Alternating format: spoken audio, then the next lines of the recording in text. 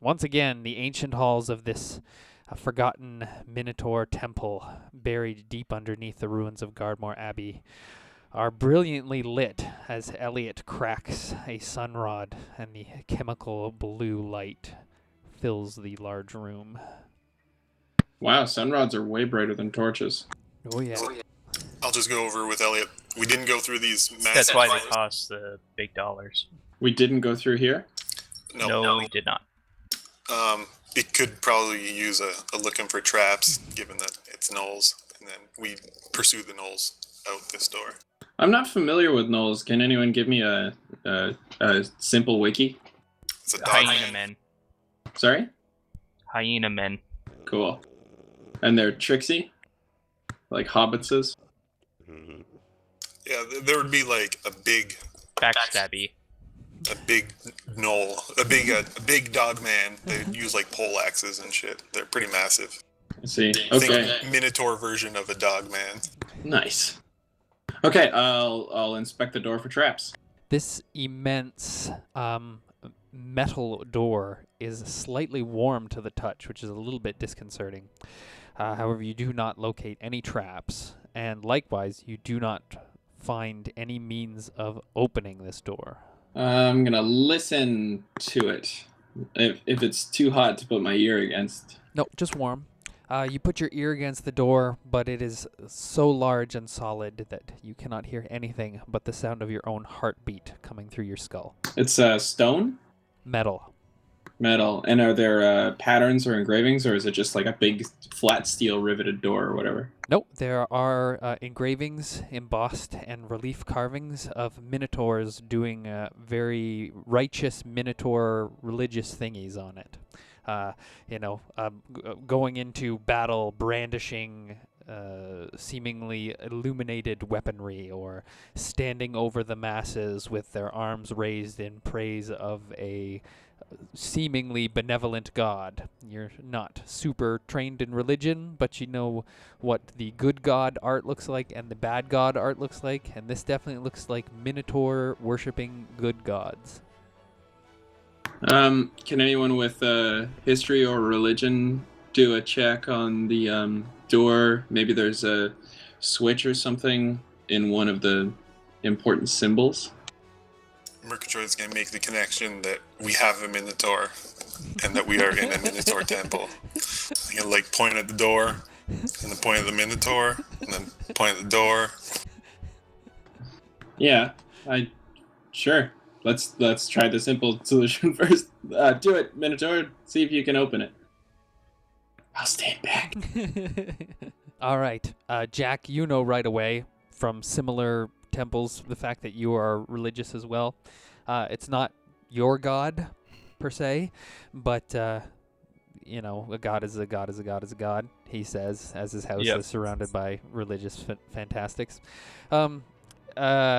And these doors can only be opened from the inside, is what these symbols say. That when God is ready to receive, the doors will open and you can pass. Maybe. It is not our time yet to go through. Make it our time. Can you give us a prayer? Maybe you do like a prayerful request and it'll open up for us. Maybe it's like one of those doors at the mall. You just gotta be close enough and be a Minotaur for the most adventure. It would not hurt to offer up a small prayer. Come, join me. And I motion them to join me as I go up to the door to offer a few words. You sure we should, Minotaur God's not gonna be uncool with a human and a dwarf? I do not see why. Hatim, are you going to join in their little group prayer here? You are allies and friends. Yes. No, I'm not. But I'll stand by respectfully. Excellent. All right, so you all join hands. And Jack, you can make another religion roll. Just out of curiosity, do you have a prayer off the top of your head? Something you want to say? Or do you say it in your native tongue? I will say it in my native tongue. All right.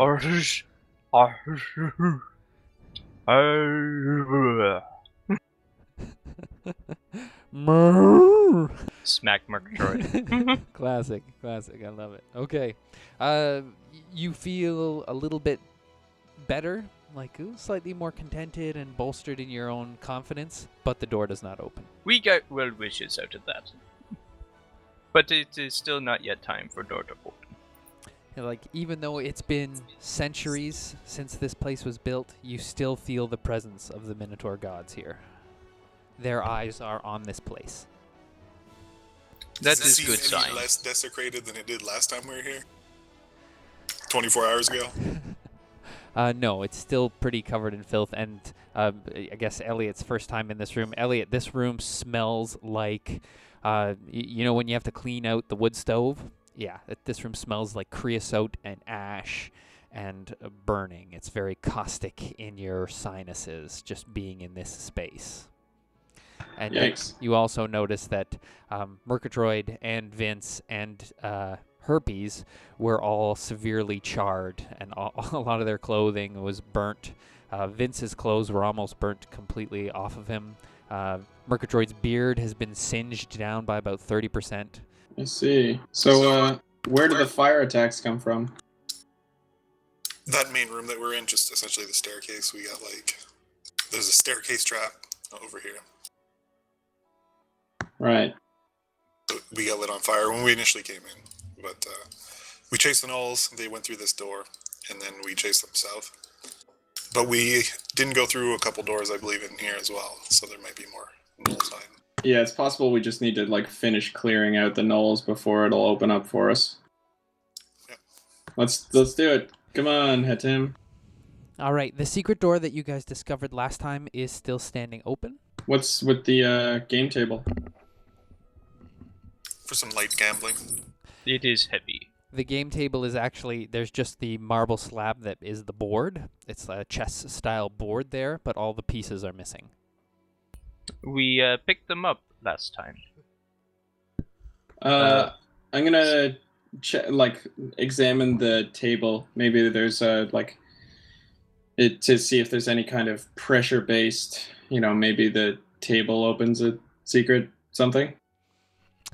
Okay, yeah. Make a thievery or perception check, but let me know which one you're doing. Which one do you think would have the higher DC? Perception will have a higher DC. Okay, going for thievery. Right, thievery, you're kind of knowing what to look for. Perception, you're just kind of looking and hoping to catch something that looks odd. Yeah. So Elliot spends about 15 minutes while you guys kind of stand around as he's going over the table, running his fingers, over the woodwork and touching the legs of the table and feeling underneath and knocking and stuff. And you all just kind of stand there and watch Elliot poke around at this table before he discovers. Okay, go ahead, Jack. If he's going to be doing that, I'm going to examine the mural in front of me. Excellent. Just to pass time. Perfect. So yeah, Elliot, after 15 minutes, you're satisfied that this is just an ordinary table. Curses. Jack, how would you like to examine this mural on here? Would you like to try and use your religious knowledge? Would you just like to look at it with perception and appreciate the art? Would you like to make a history check? Or would you like to try and discern something about the guy who created the mural using insight? I think I will do a history check. I know nothing. It is a very pretty wall. Yeah, you are drawing a complete blank. You're staring at this particular piece of artistry, and wow, I have no idea what this is depicting. Nothing in your memory banks is registering. This is a piece of completely unknown Minotaur lore for you. If I had enough paper, I'd make a relief thing of it all, but I do not. So we should go on. Now, is this the secret door? Yes. Yes. Now, there are supposedly gnolls to the north. I think there's some to the south as well, because we had gone through this door down here, Johnny? Or No. have we just gone through the okay, we just went through the secret door. Yes. What was in the secret room? There's definitely a door somewhere with a bunch of Gnolls behind it that we bailed from. Gotcha. Now maybe it was south from here. Yeah, it was definitely down this way. Okay. So let's go for this. I'll listen to do a check for traps first. Since that's been a thing. At these doors. All right, go ahead. The doors do not appear to have any traps on them. Okay, listen at them to see what we can hear. Quiet. The deep, deep quiet of an abandoned underground temple. Does someone with dark vision want to go through first so that I don't open up a door with the sunrod? Yeah, I can go. Is it a push or a pull? It is a push. I'll push it in. You push it, but you feel great resistance, as though the door is barricaded from the other side. How strong or structural does the door look? Is the barricade or the board just in the center? Can I hit the top or the bottom? Or You're not sure what's barring the door on the other side. However, this is an old wooden iron-bound door, so like the ones up top. You think that, a good 20 minutes of smashing with diplomacy and you can get through this door. Might I suggest you use my axe? Or just find If another you way think around. you're stronger. yeah, we might just be able to find a way around. I think just, instead of wasting 20 minutes, we'll just take a peek. If there's nothing else in the other ones, we know there's gnolls behind a door somewhere. So we may as well deal with those. Listen at these ones. Yes, behind that door. What is your passive perception? I'm pretty sure it's high. 20. 20, yes. You can hear the sounds of, a large fire crackling and the sounds of dining. So, silverware on plates and, clanking and, some muttered conversation in the Gnoll tongue, which mostly just sounds like barks and woofs. So you hear, ruff, ruff, ruff, ruff, and then slurping, eating sounds, and maybe a quiet belch. Okay. Well, we'd certainly be able to take them by surprise, but it may be worthwhile to go around and see what's on where we can go from that secret door. Yeah, I mean, since you haven't been here yet, we may as well just go explore all the things that we already had to make sure that, no new gnolls have come and settled in. Yeah. Then we'll be able to consider all our options. And the gnolls are definitely There's going to be some bad. gnolls behind all the doors. Yeah. But we're not the assholes here for chasing out these creatures from a temple. No, they're desecrating a temple. Gotcha. This is like a good Minotaur god being desecrated by Dogman. There's a door up here as well. If you want to take a listen. Yeah, listen at this door. What is your passive perception, Murgatroyd? 15? 15. All right, so you notice as you're stomping towards this door that the 4 squares currently occupied by you and Elliot. So I'm going to say you guys notice just before you walk in here. These 4 squares are full of caltrops. Caltrops. Yes. Oh. Can we pick them up or push them aside? Really gently. Full, good God. It'd be ridiculous to, how long would it take us to get through to pick them up or create ourselves a path at least? That depends how much noise you're willing to make. Very little. I'll do a stealth. I'm talking I'm guessing they would have put these here to both make noise and ward off intruders, right?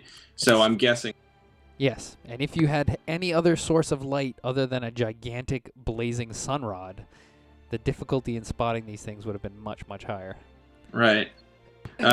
So my guess is that they would put caltrops at a door that's not as heavily guarded because they feel like the noise and the noise would alert them. So I think if we can stealth our way into here, it's going to be better than... Yeah, I mean, we can just note this depending on how long that'll take, and then we can True. just take a peek at the other doors. We know there's traps there, so we can deal with that. Right. Oh, I didn't realize there were so many. Holy cats. So yeah, so we went through here, and I believe the door that we heard Gnolls behind is this one over here. What's And that's that? a magic circle. Vince inspected it. Said it's magical. Gotcha. Technical stuff. Right. Any obvious traps like caltrops at this door, John? No. Is there any sounds of Gnolls this time? No. Deadly quiet on the other side of that door. Anything else in this area with the magic circle? Just that big pond. Or pool. How deep is it? It's like I'm not sure. Hang on a second. Let me see if it's clear or murky. I forget. Yeah, and there's a staircase going somewheres here. Oh, I didn't see that. The water is too murky to see the bottom of this pool. It's dark and still beneath So- a high vaulted ceiling. That's the rest of the description here. Carvings of a bull carrying the sun in its horns adorn the walls, and a circle carved into the floor suggests the shape of a sun. Dim flames flicker in the twisting runes within the circle. A sun rod is like a magical, like glowing rod, right? It's not heat based, so you could crack a sun rod underwater. Correct. Okay, I'll put the sun rod in the water. All right. The sun rod's long enough. The pool seems to be only about 2.5 feet deep. But it doesn't illuminate like Any shinies? No, the water is so murky and stagnant and nasty that it illuminates, maybe a radius of about 3 feet in the water, but light dissipates faster underwater than it does in the air. Yeah. All right. But it's not moving, so it's not like this water is connected to like a running stream or something. No, this is definitely stagnant water. Okay. And we didn't open that door? Negative. I say we open it if it's quiet. I mean, at least we can cover all the bases. Okay, Can I Murgatroyd, check you want this to do it? circle first? Yes. Is that your religion check on the circle? Yes. You recognize the runes, of course, being carved in the ancient runic script of Minotaurs, and it is a circle of worship to the Minotaur god of the sun, and it imbues the special firepower of the sun god to anyone standing within the circle. His holy gift of the righteous flame to burn the wicked will be bestowed on anyone who sets foot inside. We must join with the holy Baal. Yeah, go for it. I'm a little wary about dealing with any godlike stuff in temples now. When you step inside the circle, you feel as though you're standing in a sunny glade. So it's like warm on your skin. You're out in and not warm that you get from, say, a heater or a light bulb or something like that. Just that warm feeling that you definitely get from the sun, giving you that vitamin D, and it just feels pleasant. And you can see over the edges of your weapons very, very thin blue flames flickering. Up and say, I have the power! Yes, it does make you want to grace. As soon as you step outside of the circle, the feeling goes away and the flames disappear from your weapons. Do I perhaps have to offer a prayer? Perhaps. We should try and fight I the will do Gnolls that. in that circle. Lead them to here. I'll offer up a quick prayer. All right. Jack begins praying once again in his Minotaur cow language. And you feel confidence gained once again, but no additional power bestowed. Like the spiritual equivalent of the god giving you the old half nod of, yep, I see ya, and you're doing good works, my son. Okay. Is this door a push or a pull? That door is a push. Push it. It opens. We seem to be on a checkerboard, so it's pretty sketchy looking. Yes, you are on a checkerboard. And Hatim, when you step on the checkerboard, you feel weaker, drained, as it were, as though this area is a low mana area. So the same kind of euphoric feeling you got when standing on the ley lines that imbued you full of magical powers, here you can feel your magical powers sapped away from you. So please roll a six-sided dice. You feel sluggish and lethargic. In game terms, all of your standard actions now take 2 standard actions to perform. Magic spells, I mean. Dang. Does that include like combat powers? Yes. Anything that is wait, are you arcane or divine? I think I think I'm divine, but I have some arcane spells. Right. So yes, anything that has arcane in the keyword, that is takes longer. Oh, okay, cool. Yeah, the same goes for all of your magical weapons. You guys feel like they are not as, your bloodsteel dagger, Elliot. You're used to it feeling light in your hand. Now it feels kind of heavy and slightly more awkward. Murgatroyd, your various magical items, they don't feel as comfortable as they used to, and things maybe aren't going to work as well as they used to work. While I try and here. I try and use my clothes daily clean itself action. All right. It doesn't happen as quick as it used to happen. Or actually, I should make you roll a d6 too to see what the effects are for low mana on you. You got a 2. It works, but it sucks some of your energy. So Brutal. Yeah, I'm gonna say. Oh Healing no, surge? sorry, wrong thing. You rolled half effectiveness, so it only cleans slightly well. Maybe just the dirt's gone, but still the sweat and grime are still there. Yeah. Okay. So you got the your role is that your magical things are only half as effective as they once were. Gotcha. Well, let's get off of this shit. Does the sunrod still work? Yeah, actually, yes, it does work, but it's half brightness. But Okay, you're you're about to step off the checkerboard, so it's gonna go away. Yeah, as soon as you step off the checkerboard, you feel the effects of the weakened magic disappear. Does it look like this checkerboard was added built with the temple, or was it added after? Built with the temple. Interesting. Yes, Jack, you can make a history check to try and divine or remember the purpose of such a place. History or religion, I guess, Jack, because this is a temple. 19, That's a history check. 19 is enough. You have seen one of these before and felt the effects of this. This room is dedicated to the Minotaur god of battle, and they used to hold feats of great strength and prowess on these tiled surfaces like this, and they were designed to sap away magical or divine influence. So it would only be sheer brute strength, pure physical prowess against physical prowess to Sounds honor like a waste of time. the Minotaur god of battle. Give us a little more light. Oh, are you lighting this brazier? Is that what you said? Yeah, sorry. Give us a little more light. The braziers are slightly warm, as though they had been lit as early as a day ago, but they just have been let go out overnight. Same goes for this little campfire over here that you can see, Murgatroyd. Is this a bedroom? It is, and there are several bedrolls. I just only put the one in there because I was in a rush, and they all stink like dog pee. This whole area smells like stinky Gnoll. And I presume the door up above is barred. It is. Because that was the door we attempted to go through before.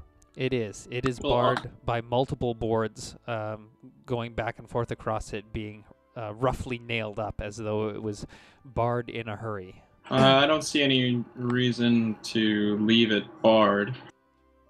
I guess it'd be pretty noisy to unbar it, though. And it's not like... It is not being a trouble for us. Well, unless we go up against some powerful magic user and we need to lure them into this room. It'd be harder to lure them around a corner. Let's see how... Let's try and remove one board and see how insanely loud or whatever it is.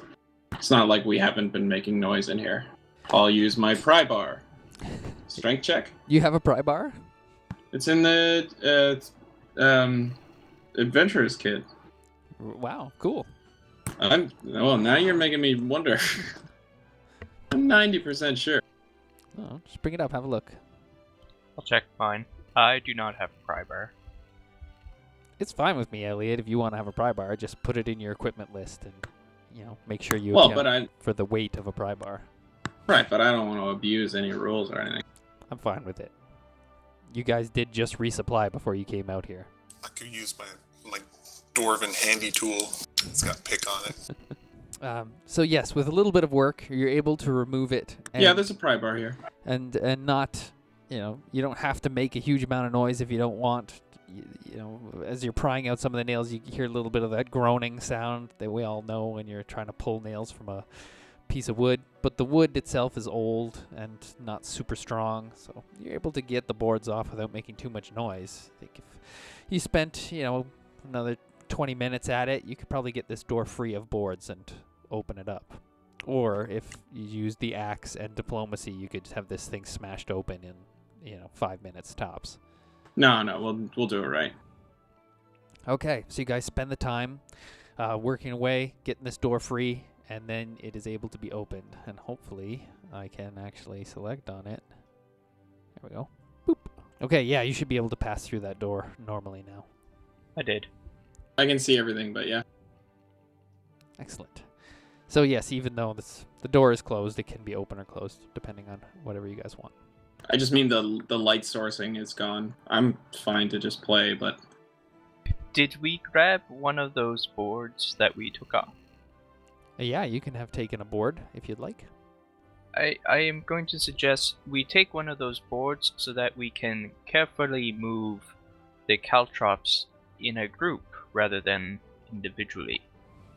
Do you know, like, caltrops, they're like metal... They're designed that if they are disturbed, they, like, jingle and make noise. So, like, sliding a board across the ground is... I think it'd be just as hard to pick them up. They're not so much designed to jingle as they're just made of metal, so they're likely to make noise. The floor is not perfectly smooth. It is, as pictured, tiles put together and things like that. So, if the floor was perfectly smooth and polished, it would be much easier to slide them with a board and not make noise. But this way, there's lots of things for the corners to catch on, and it's true they might ping off in different directions and things. But you're both right. It's quite possible that it would be noisy to do that, but it would be more efficient, and you could clear them much more quickly with a board. Yeah. I'm willing to try it. I just I think it's going to be a much harder roll. And John, you're not concerned that I've lost my light sourcing things? What, you can't see anything? No, I can see everything. Oh, like the entire map? Yeah. That's queer. Just a second. It's probably because you turned off collisions or whatever. Weird. Didn't affect my dude. I still got the regular lighting. Same here. I still got regular light. I can just reload. Yeah. Yeah, just reload for me, would you please? There we go. Glitch in the Matrix, Brian. Okay, let's do the stairs. Did we divine anything about that statue? It was Minotaur God. Okay. Hear anything from up the top of these stairs? So at the oh, go ahead, Murgatroyd. I was just gonna say, I'm gonna try to stop Elliot before he goes up all the way to the top of the stairs. I'm be wary of stairs. That's where we got fire trapped last time. Thumbs up. So Elliot gets about halfway up the stairs, and Murgatroyd's like, "Oh, come back!" So Elliot trips himself back down the stairs super quick. No traps go off or anything. The top of these stairs stop at a trapdoor in the ceiling. So it's one of those things where the stairs go all the way up and stop at a trapdoor overhead. And you can see that the trapdoor overhead is rough wood it's been battle damaged and cracks and stuff, and you can see dust and a little bit of daylight on the other side of it.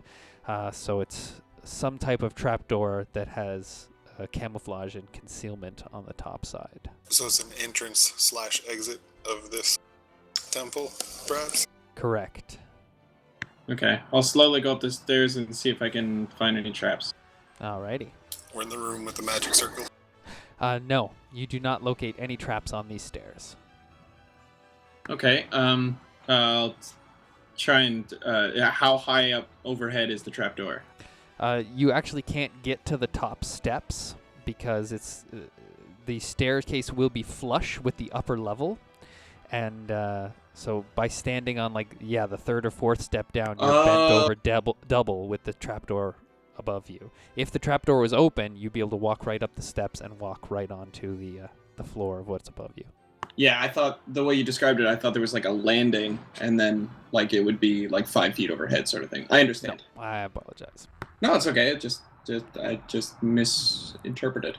Okay, so how heavy are they? If I give them a tentative push, are they gonna? It's quite heavy, but it doesn't appear to be locked in any way, shape, or form. So it's just like this is an entrance to be opened by someone or several someones that have considerable strength. It's like a generic Minotaur door. More like a generic Gnoll door. Okay. This is a possibly more recent addition. Yes. Right? When you guys were banging on the other set of doors trying to break your way in, those Gnolls had to be able to get around somehow to flank you, right? So your guess is this is how the Gnolls got out of this place, came up above ground somehow, came around and attacked you in the Hall of Glory, and then when you chased them out of there, they ran outside. And your best guess is that they must have come back through this entrance instead of going through the other entrance. Curse the Gnolls, crafty bastards. My mumble kicked me off when you were describing the trapdoor. Sorry about that. It's you just kind of established that this is another entrance to Yeah, I figured. this underground temple. One that was designed and hidden by these Gnolls. Something that they could easily open and operate, being above human normal strength, but would be slightly more difficult for the average duck to get in. Got you. Sorry. It's okay. Will Okay. we bother with this or go with the dining hall caltrop area? The question is if we want to try and be stealthy, or just barge in and attack all these guys in their dining hall. Well, the end result is we're going to be attacking all the dudes in the dining hall anyways. If we can start stealthy and get an advantage, we can at least try to use that to I'm in. Okay, let's see what we can do. Does anyone have any spare bags? It'd be great to hang on to these. It'd be useful later. I think Valhalla has the bag of holding, but it's filled with water. Although I think he emptied it. I have a belt pouch, and I could use my bedroll to wrap these up with before I put in my regular backpack. John, any chance there were like any discarded bags among the little campsites that we found? No, there were some skins down here by this fire. You could try and make a makeshift bag. Nah, it's okay. The only trouble with wrapping these up in your bedroll, Jack, is that they are, needle sharp Pointy. pieces of things. So you're gonna wreck your blanket wrapping them in this thing. We need like a shovel or something so we can pick them up and throw them at the Gnolls. Mm-hmm. Or a blanket full of them. How about this? Yeah. You two of you at least, hold a like blanket or one of their gross bedrolls. Then whoever has a good stealth will pick them up gingerly and put them on the blanket. You guys stand ready. We open the door and you launch the blanket of caltrops at them. This sounds amusing. I like it. It's not going to do any damage, and it'll create a really hazardous bullshit terrain to fight in. We don't have to fight in that terrain. We just have to get them to come to us. All right, let's just get these out of the way. So I will start stealthily trying to pick them up and create a path for us. Can you just open the door and then we can lead them out here? Try sniping them from far away or something? That could be option 2. We stand on other side of the door and they have to walk over caltrops to get to us. They are the ones that put them there, though, so it's not like they're going to be surprised. But Good point. No, but if they see us coming through, then they might assume that we've cleared a path. Whatever. Can someone hold this sunrod, and I'll see if I can stealthily open the door and not allow a ton of light to spill in? I'll just be like, not me. I'm holding my shield and my hammer. Right. Nobody? I guess I will hold Sunrod. Okay, just stand like on the corner so they're not going to see you, but I'm going to get across the caltrops first. So I'm going to, kind of tiptoe across the Lego to get to the door, and then I'll toss him the sunrod. I'll kneel by the corner and get ready to hit some ankles. And I'll gingerly, stealthily open the door. Okay, so first things first, Elliot. A nice little dex check for you to tiptoe through the Legos and not step on one of these. You're looking at it like a DC 15. Oh! Oh, sorry. I missed it. I was talking to Graham. I rolled a 9. I slipped. In that case, you step on 1 or 2. You get a footful anyway. 2 points of damage to the bottoms of one of your feet, and you have to make, let's see, some kind of roll not to scream out. How would you like to do it? Yeah, Constitution or will. Endurance or... Probably endurance. Endurance check? Okay. So in that case, you use your constitution and your strength to fight down the urge to scream, choking off the vocalization in your throat. 15. Yeah, you do it. So, but now you're kind of standing there on one foot with your other foot having 2 cal drops poking through the soft leather of your boot. I'll pull them out. Okay, you pull them out again. Oh, now you've got them in your hand. What do you do with them? Slow. Am I at the door, or do I still need to? No, you're right where you are. And just hang on to them in one hand just in case, and slowly open the door. Okay, excellent. You slowly open the door. Oh, just a second. I don't know, I've got to draw some suspense. Okay, Elliot, you open the door, and I think you should be able to see in there now. Yep. And Murgatroyd, you can kind of see around the corner, and what you see is the biggest gnoll you've ever seen in your life sitting at the head of the table. He's very bushy and everything, and he's the small chair is barely containing him. And he looks over towards you, proffers his giant golden goblin, and he says, "Come on in, fellas." Sitting in overflowing one of these large armchairs in front of the fire is another gigantic gnoll who is very battle-scarred and stuff like that, but he is covered mostly by a huge cloak. And Elliot, you can just kind of see out of the corner of your eye down here at the other end of the table 2 enormous gnolls that are seemingly augmented by metal. They have metal straps, claws on their arms, and metal helmets, and almost like a metal armor fused with their skin down their spines. They don't... I was going to say, Elliot, you haven't seen any of these other gnolls yet.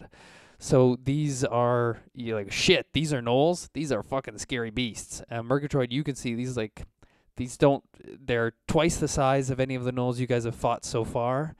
And they look a little scarier. Something's much more metal about these gnolls. I'll take a step inside. Is it just the 4 of them? Just the 4 of them is all you see. He's like, "Ooh, yeah, come on in. Have a seat. I hear you've been killing off all my men. That's okay. Who are you?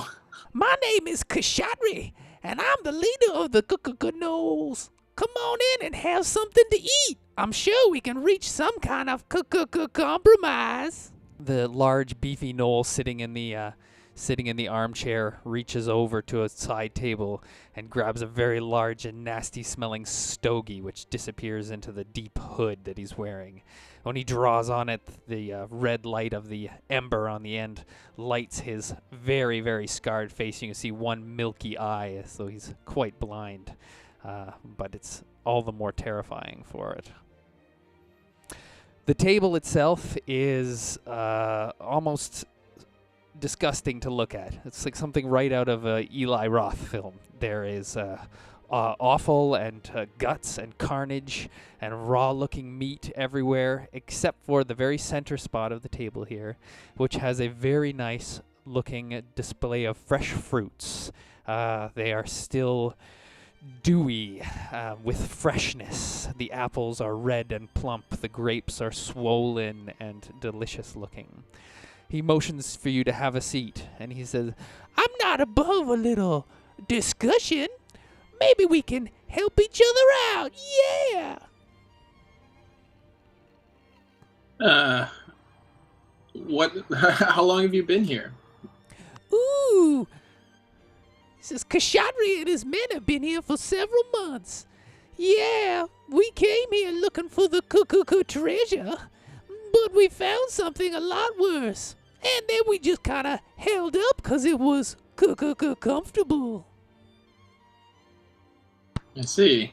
So how about the orcs?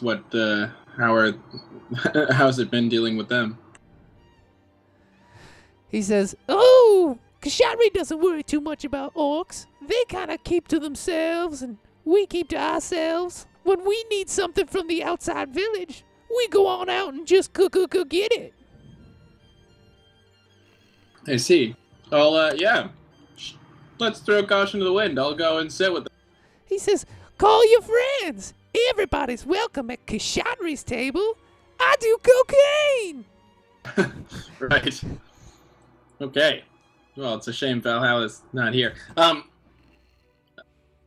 So, I didn't take, I thought you'd like that, Murgatroyd. I didn't...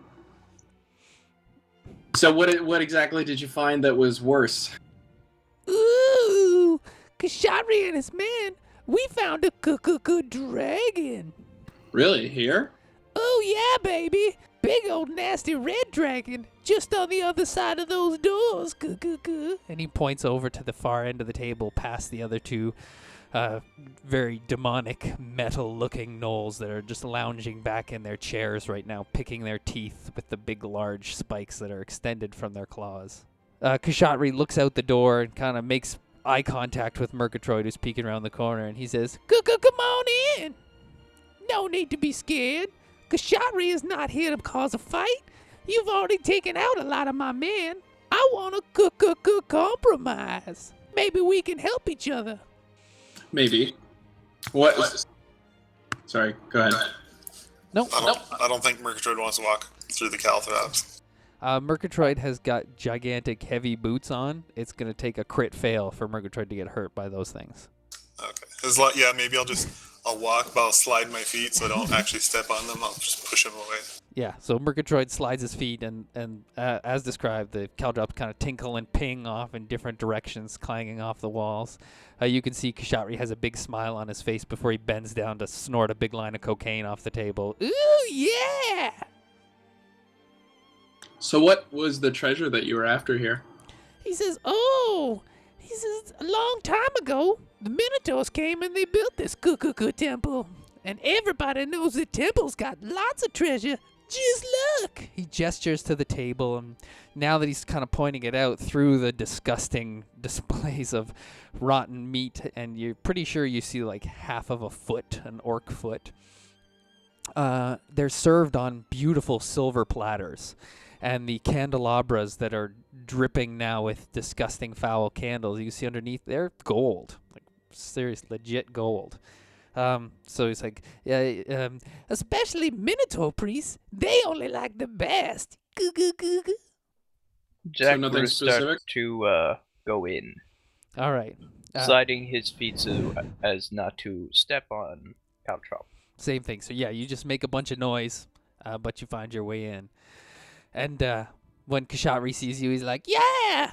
This guy knows what I'm talking about. Minotaur's like the finest of the fine. Ooh, This Minotaur do not know what you talk about. This Minotaur not big fan of gold. He's like, well, come on in to do some cocaine.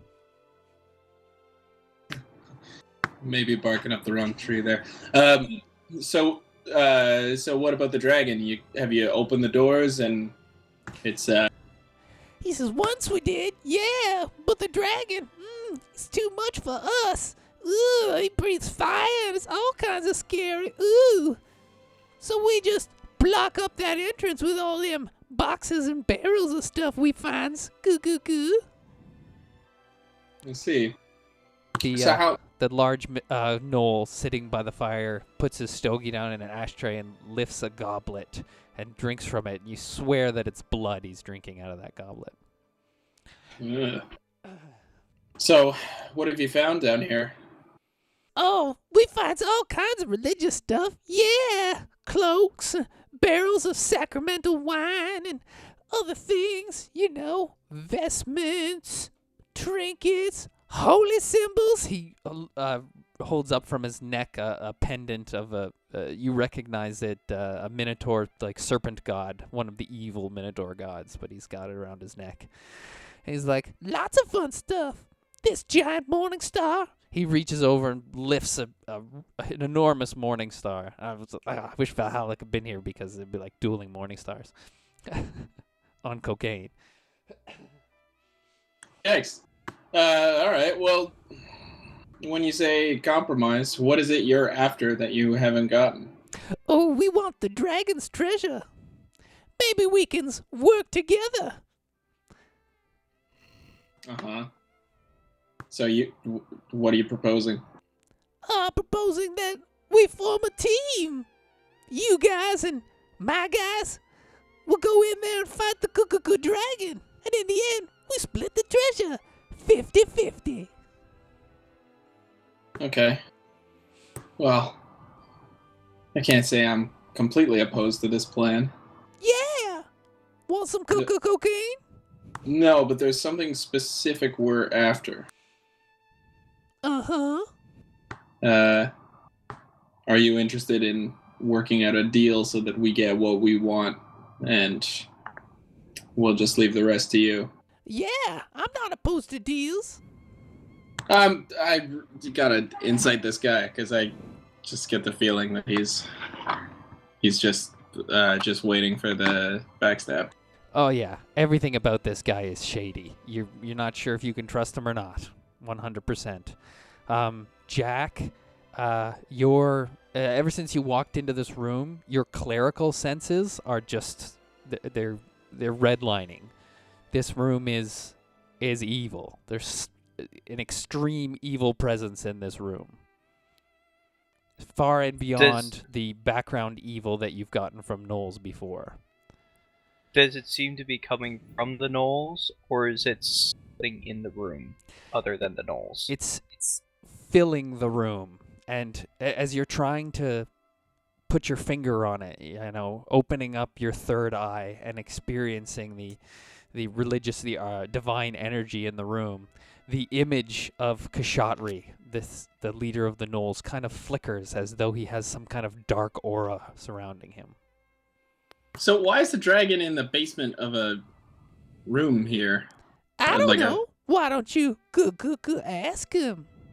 Before we do that, can I examine your symbol there that you found from the Minotaur priest? He says, yeah, so long as you promise to give it back. Of course. I would not deprive someone of their religion. I just like to make myself familiar with different branches and whatnot. He tries to look kind of coy and playful with you when he said, as long as you give it back.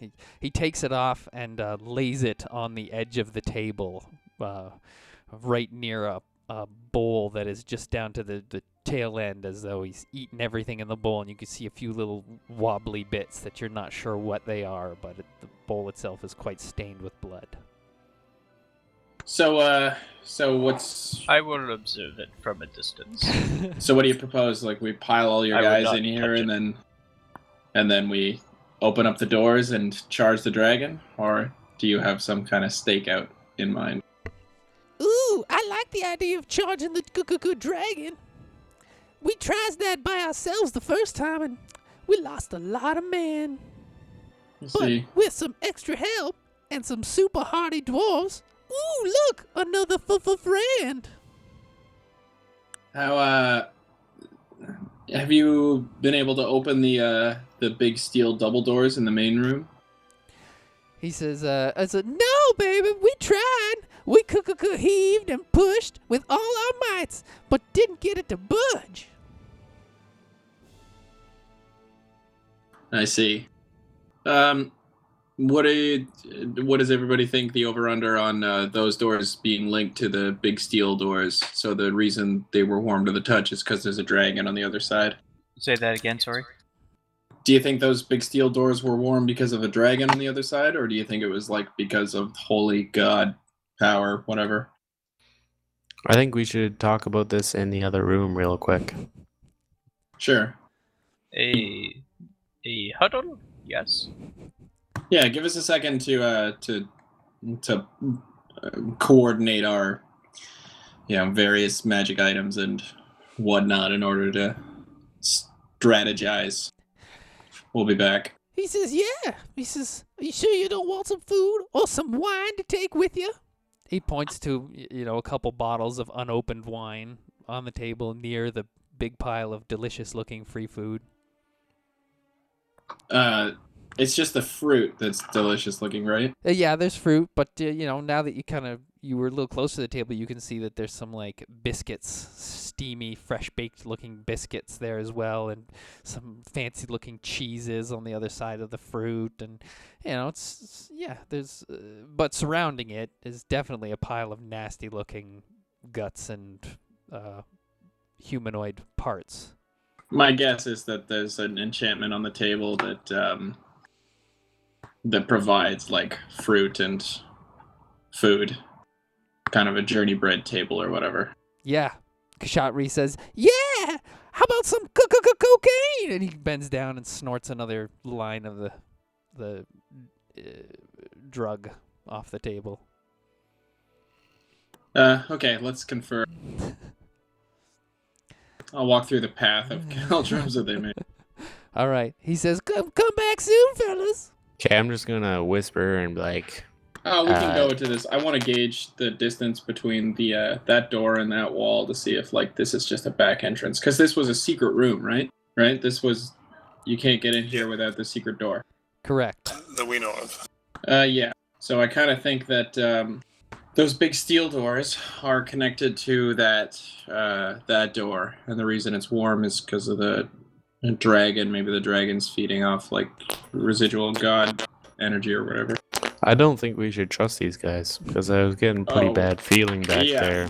No, I would trust them as far as I could throw Mount Everest. But I don't think they're completely Gnolls either. Oh, no, definitely not. I got a strange feeling from leader.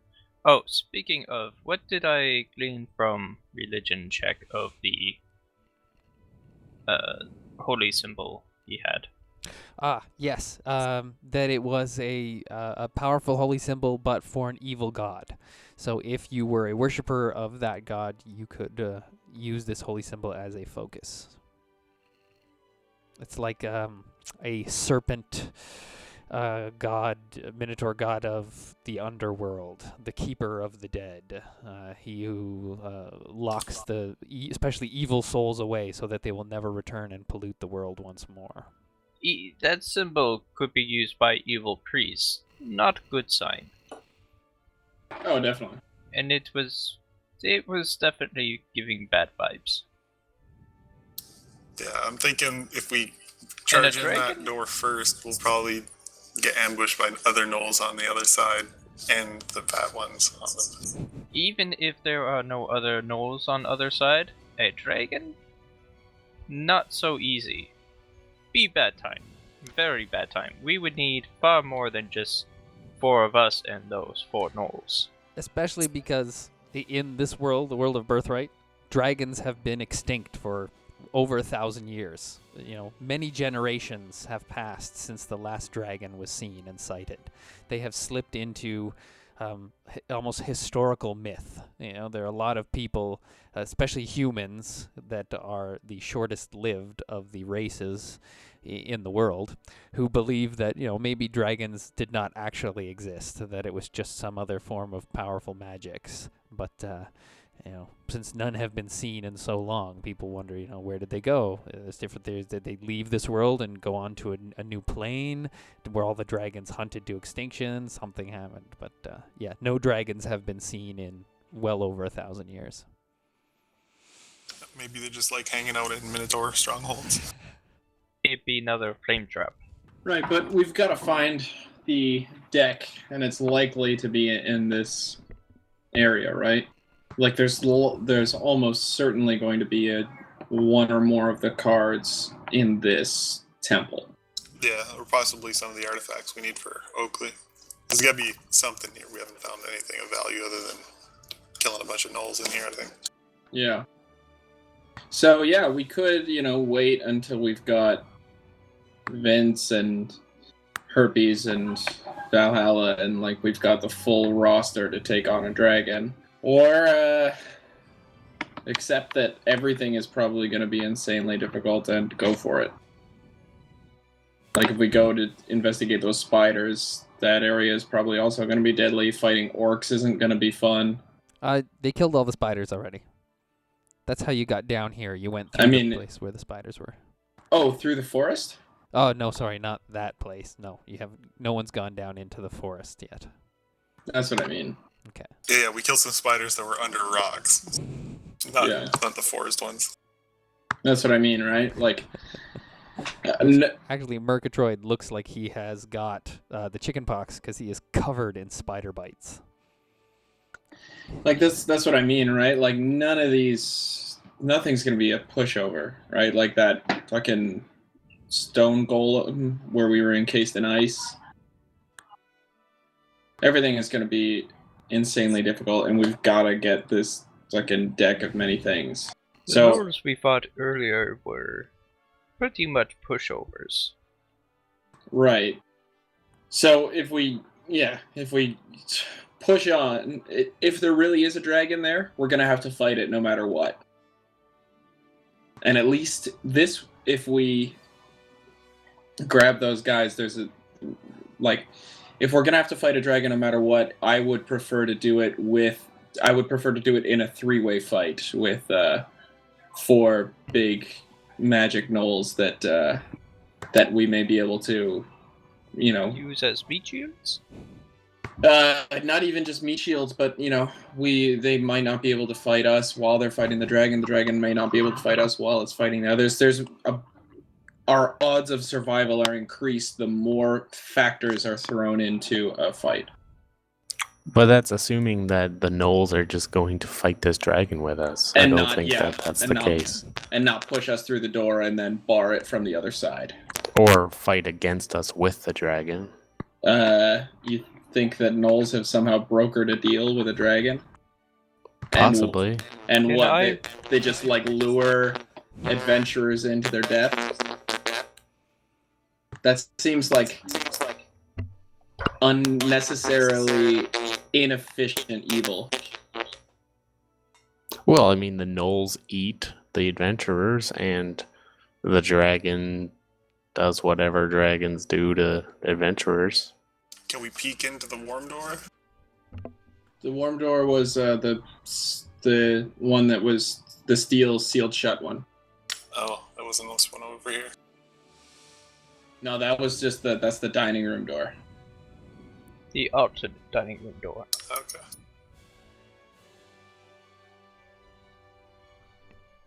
An awkward silence creeps over the party. You hear each other breathing and thinking, and the fire in these 3 braziers is burning low and crackling away at the meager bits of fuel left in it. Yeah, I don't think we're not going to have an exit strategy here, right? So either we fight all the Gnolls and kill them and then fight the dragon, or we quote team up with the Gnolls and fight the dragon and trust that it'll all work out for the best somehow. Yeah, I mean, I don't see short of physically shoving us in, and I'm pretty good at escaping from grapples and stuff. I think we'll be able to convince fall in there. convince them to at least go in at the same time as us. Okay, do you guys want to put it to a vote, or should we Sure. All right. Are you in favor of going with the Gnolls and fighting this dragon? I will go with Gnolls to fight dragon. Cool. So I can feed dragon Gnolls. Yeah. Well, and then we will be dragon's friend. Yeah.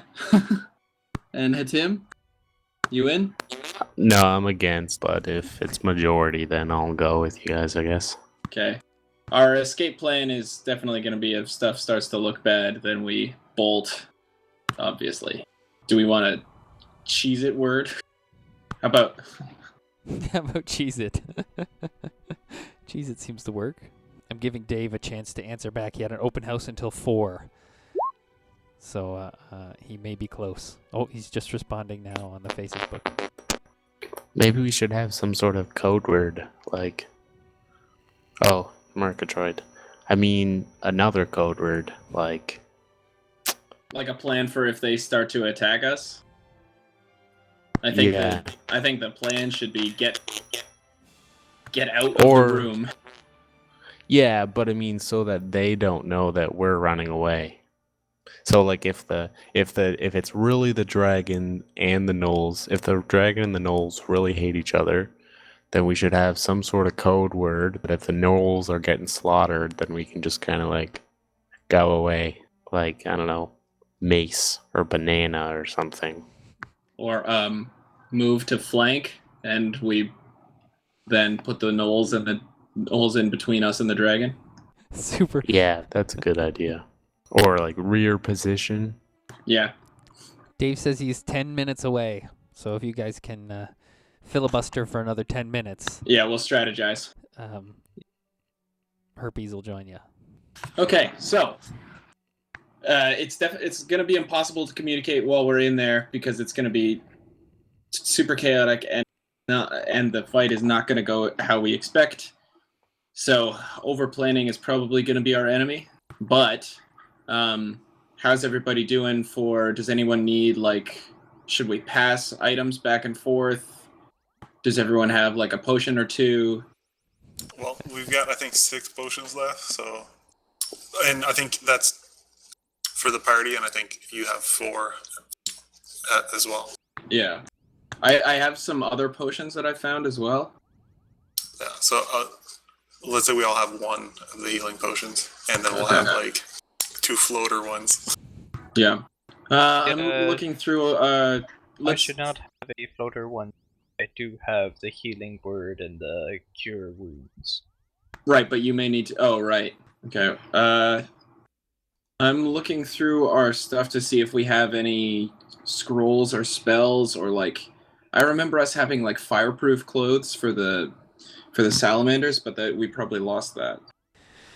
Yeah, you would have lost those in escaping from the Shadow Realm. When we do go into the battle, I can I can cast a augment of war on someone's weapon. What does that do? It will give until the end of our fight, attacks made with the weapon will do an extra 5 damage. And then the enemy will grant combat advantage until the wielder's next turn. Geez, that's pretty great for anybody. I get really good bonuses for combat advantage, so I'd cast my vote in for me, but... It would have to be someone that would be able to hit the enemy in the first place, and I have to touch the weapon before I do this. How long does it last for? Until the end of the fight. Okay, well, I can hit stuff. I have pretty good weapon proficiencies. And, like, if you can grant... Oh, so I have to hit it, and then you touch it, and then it gives me combat advantage? No, I would touch the weapon, and then, until the end of the fight, if you hit an enemy, it will do 5 extra damage, and then that enemy will grant combat advantage to everyone until the end of the wielder's next turn. Oh, okay, then put it on somebody else. Because if it's gonna grant combat advantage to everybody, then let's give it to, like, Murgatroyd or you, even with your big axe. And Tim, you're still barehanded, right? I think he's got a mace. Oh, right. Yeah, I got a mace. Well, anyone then. I don't think it really matters. I'm likely to get combat advantage because I get combat advantage over any foe that hasn't acted yet in a round, and I get +10 to my initiative. So it's likely that I'm gonna hit first. I mean, I have Reaping Strike. Oh, that's true. It hits every time. Oh, it works 100% of the time, 60% of the time, or whatever. Right. Okay, yeah, do that. Then I will touch your mace at the beginning of the fight. Does anyone have the only thing I can bolster is charisma based powers. Nobody has any charisma based powers, right? Valhalla. No, sorry. Yeah. Okay. I'm pretty scared. I am quite nervous. Do we have any kegs of oil or something we could lob at the dragon? Aren't dragons normally fireproof? But the gnolls might not be. Oh, fire by dragon. How heavy or large are the those light things? Buckets.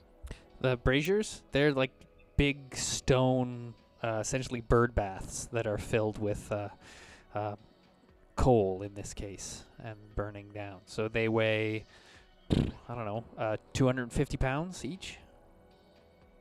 Not easy to move.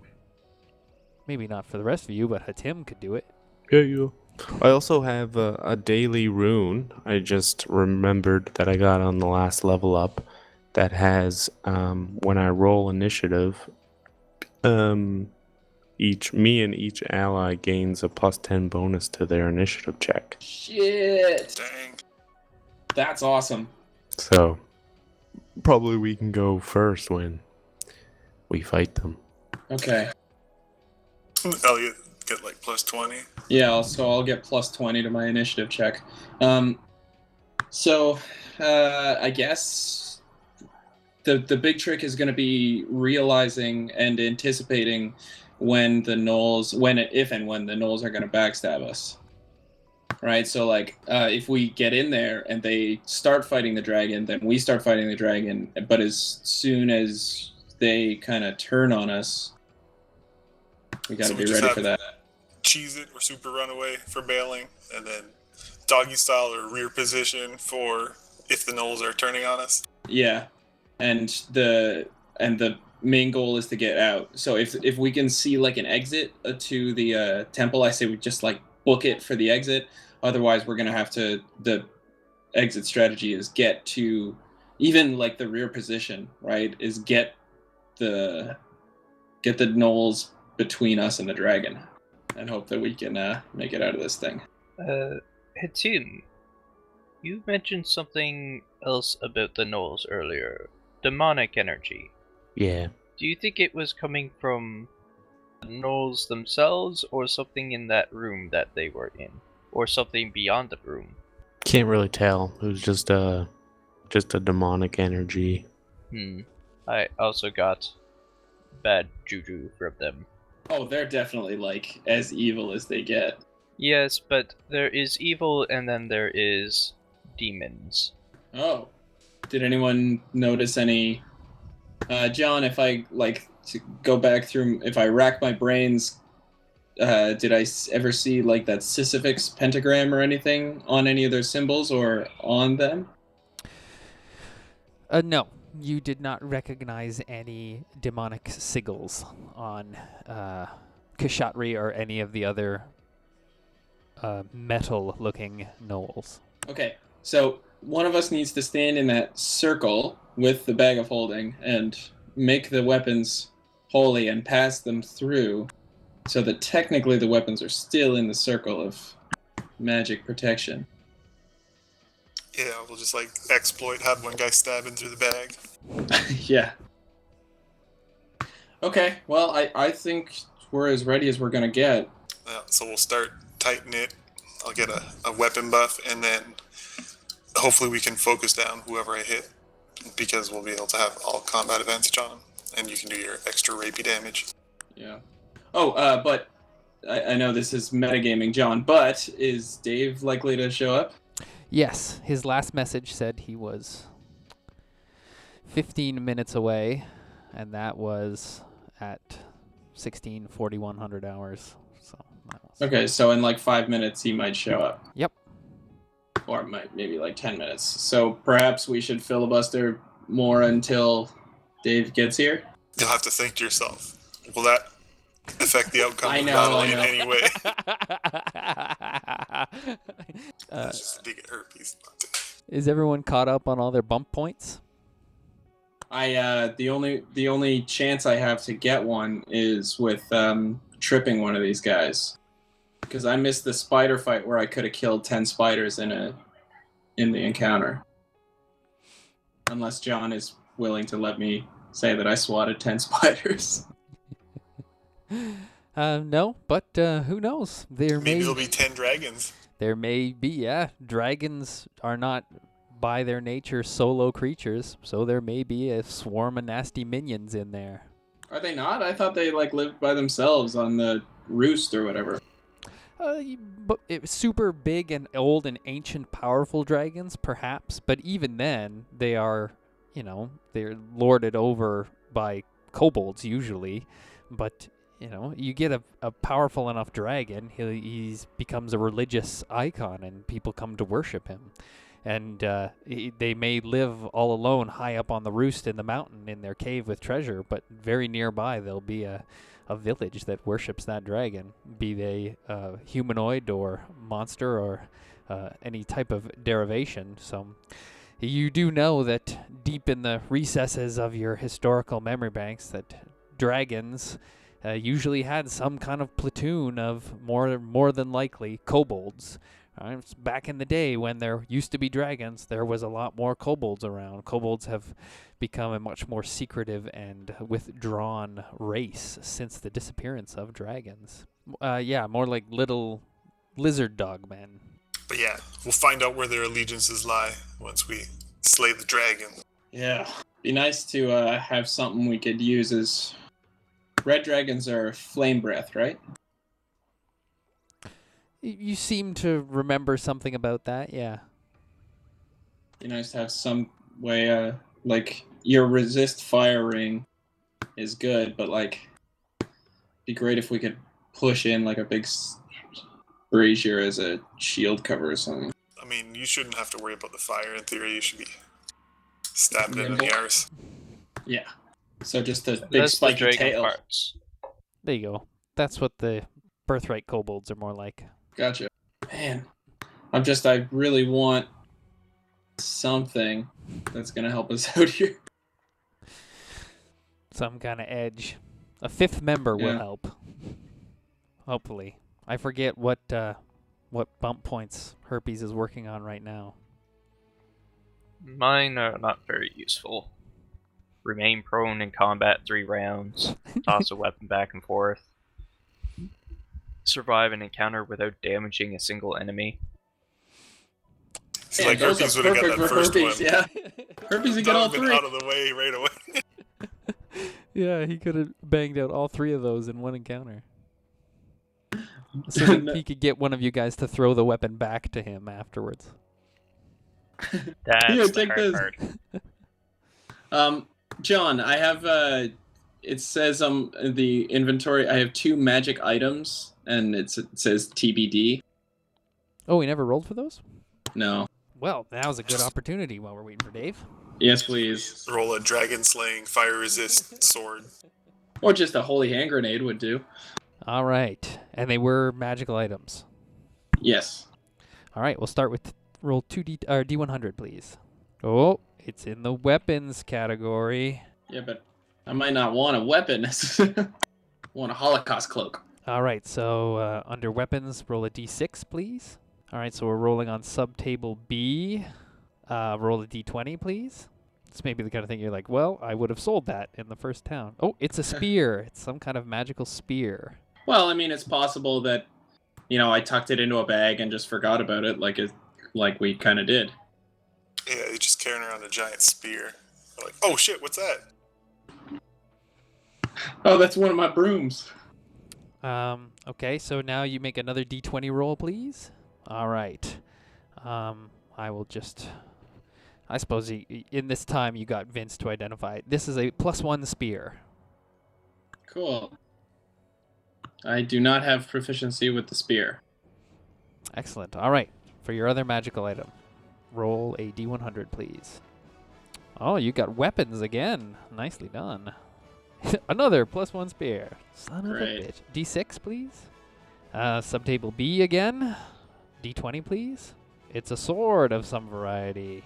D20, please. Oh, excellent. So this is a +1 sword with some type of magical enhancement. Let me find the magical enhancement table. Roll a D20, please. Oh, nice. Hooray. DM's choice. So I will pick what the magical enhancement is on this sword and get back to You you. can. Just Yeah, take a second. I got a bathroom. Okay, it is a dancing sword. It's a long sword. So it's a +1 dancing weapon. You've had a little bit of time to play with it since you got, I forget where you picked up these magical items, but so you've had a little bit of time.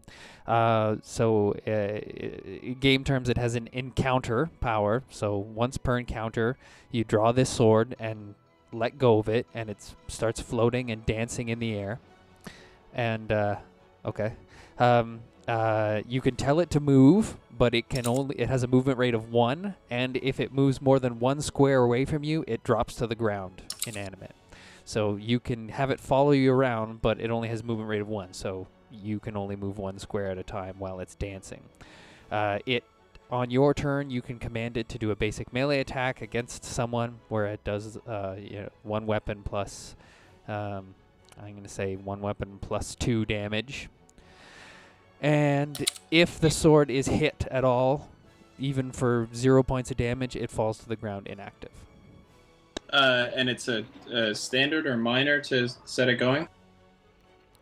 It is a minor to set it going, we'll say. Can I, carry it in my offhand and, after I use my standard action to fight or to move and then fight, I can minor it to set it going? Yep. Cool. But that means you can't hold the torch. Yeah. I'm not holding it right now anyways, so that's cool with me. We'll figure it out. Excellent. Yeah, and we'll work out all the details of the flying weapon. A dancing sword, and you can name it, too. Thriller? Oh, what's the guy from Jamiroquai? I forget his name. Like Jay. Electric Boogaloo. Electric Boogaloo, yeah. Oh, the electric slide. If only it was lightning imbued. Alright, can you guys hear me? Yeah, we got you now. No, Killer. I can't hear you. I can only see you. Shut up, dude. That's a great way to start. So Herpes runs into the room a little out of breath and says, "Shut up, Jack," before the Minotaur could even speak. All right, you had a day of rest, Herpes, so I rolled and gave you your healing surges, so you're up to 3 healing surges. You can, at this time, spend a healing surge if you want to regain some health. I'm sure that Jack would also give you some bonus hit points if you want to do that too, even though you just walked in the room and told him to shut up. Maybe it was shut up and heal me. Yeah, that was it. Would you like to spend a healing surge and top up your hit points right now? Would I? Excellent. Jack, would you be willing to use your healing mumbo jumbo to give him, I forget, it's like a bonus d6 plus your something mod? Oh, and add a 3, I think, to that. Hold on. Yeah, add a 3 to that. Excellent. So an additional 4 health there for you, Herpes. You feel much better after having a nice rest. Oh, You got the Mitch bare might be- minimum. Might be back as well. Look at that. Good timing, Mitch. We have to go talk to the Gnolls again. So Mitch is in for a treat. Okay. Mitch, are you on Mumble? Hello. Alright, so what did I miss? Just a quick, before we get into that. Hey, Mitch, how's it going, buddy? Oh, not bad. Glad you could join us. You had a day of rest, and I gave you your healing surges that you earned back with a little bit of first aid help from Hatim. You have Sweet. some extra healing surges there. Thank- And you and Herpes decided that you had had enough resting, and the team had been gone for a couple hours, so the two of you got together and ran back down into the dungeons where you know they were headed, and you have found them here in this room, which is familiar to you. We did rest together, didn't we? Oh, yeah. Spooning. Herpes and I. But I totally tripped Vince on the way back, so he fell on his face a couple of times. And he failed his dex saves and everything, so he totally fell. That's okay. That sounds legit. That sounds legit. Yeah, totally sounds like Vince. He's always failing dex checks. Deck. Okay, so you guys can catch Vince and Herpes up on what the situation is. Okay, so I found a dancing sword. That's it. Let's go. Let's go yeah? talk to Dr. Roxo. Yeah, no, there's so there's 4 massive scary gnoll dudes, and they want us to help them kill a dragon, but we really don't trust them. So what's likely gonna happen is we're gonna go into this room with these gnoll guys, and they're gonna turn on us, and it'll be a big 3-way fight between dragon, Gnolls, and us. Wait, the dragon's in here? The dragon's in this building. Dang. Where's the Gnolls? Up in here. We've fought a bunch of them in this building. I'm always up for killing Gnoll. Speaking of, what about my Gnoll companion that Oh, I he's left fine. behind? Well, now only Valhalla is guarding him, so... He's the most racist one. Wait, there's a dragon in here? Yeah, apparently. Let's fucking kill it. I must have blacked out or something, because I don't remember any dragons. Yeah, you just got here. So you don't know about the dragon. Yeah, we've been exploring this place, and we found these scary badass gnoll guys, and You weren't kidding when you said they were big. no. Mega Gnolls. Yeah, there's free wine on the table too if you want some. They're giving out free samples. Do I not love drink wine. the wine. Yeah, I'll show him the wine I got. See, there's more over there. Yes, Give me it's some of a- yours. Murgatroyd proffers it's an old-looking bottle. It's some vintage wine. Anyway, now you guys are here. Vince, you look in and you see 4 of the biggest, most nastiest, scary-looking gnolls you've ever seen. This one at the head of the table is particularly shaggy, with his red hair poofing out from his hackles and everything. And when he sees you, he says, Ooh, yeah! You brought me some friends! Come on in and have some cocaine! Okay. He gestures Vince to the table, which is laden with delicious-looking foods, and right beside him, I guess delicious-looking foods in the middle, and then in a ring outside of that is bowls of the remnants of a gnoll feast, which is rotten flesh and uncooked meats, blood, bones that have been gnawed on.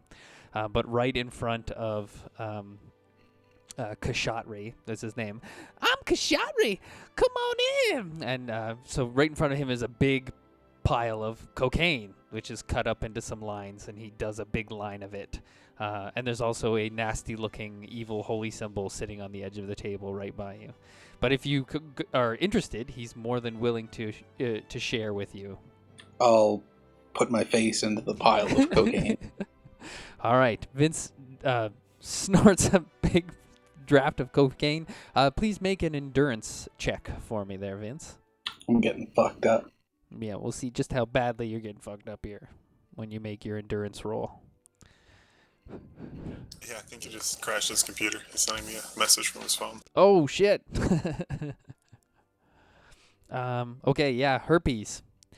You see as well these gigantic, this large gnoll that's standing in the back of the room over here is covered in a big heavy cloak, but you can see now that he's standing, all of you can see underneath the cloak is the definite signs of plate mail. So he is extremely heavily armored, and the bits of his face that you can see poking out from the deep black cloak are scarred and terribly disfigured. The other 2 large gnolls, which are moving some of these barrels and boxes out of the way of the giant set of double doors back here, are the 2 most heavy metal-looking gnolls you've ever seen. They have got metal infused into their skin, so their spines and chest plates and helmets are, dug under the skin and attached to the bone. They are very nasty looking, and all 4 of these gnolls are twice as large as the other gnolls you've seen. They are standing minimum of 10 feet tall. This is a very large and high-ceilinged room, so they're able to move around without having to duck, but they are big, and they are scary, and they are definitely sketchy looking. Well, it's been nice knowing you guys. I'll see you guys later. Just kidding.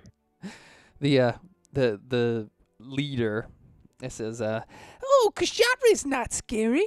Come on in, new friend, and do some cocaine. Yeah, everything is fine. he motions to Herpes. Come and sit down at the table and have some free food. Delicious. He picks up what looks like, an arm off of an orc and proceeds to take a giant bite out of the flesh and kind of snoshes it into his mouth and sucks the meat down and grabs the big golden goblet that's covered in jewels, this giant pimp chalice, lifting it to his lips, drinking deep, and you see some of it quaffing out the corner of his mouth, and it's a thick red liquid that kind of congeals as it slides down his breastplate. Hey, I hate to be a bummer, but I gotta go. Oh, That's cool. But I'll see you guys next time. If you get into shit. that's unfortunate. So, yeah. Hatim decides that he's going to do a Scooby-Doo once he sees these terrible creatures again. And he says, Zoinks, I'm out of here. Sorry about that. It's cool. It happens. Oh, fueled by cocaine. Almost a crit. Wow, excellent. Okay, you can go ahead and give yourself, let's say, +5 to your strength, dex, constitution. I can just give +5 to all your stats. Awesome. And +5 to your initiative. And you're just incredibly wired and full of unbelievable energy. You can feel it like a static charge coming off your fingers, and Vince is motivated into action. All the lights seem to have a little halo and a lens flares, like that director whose name's eluding me right now. J.J. Abrams. That's the guy. So yeah, suddenly the entire scene is full of lens flares for Vince. Woo! Let's kill that dragon. Let's do this thing. Lead the way, Kashatri. Kashatri barks an order in the Gnoll tongue, and the two gigantic heavy metal-looking Gnolls down here with the metal infused into their bodies lean against the large double doors, quadruple doors down here, and they swing ponderously open. And then they Vince charges through, fueled by cocaine. Okay, wait, so what's this right here? I'm sorry, ping it? That's Kashatri. That's the evil-looking Gnoll that's offering you some free cocaine.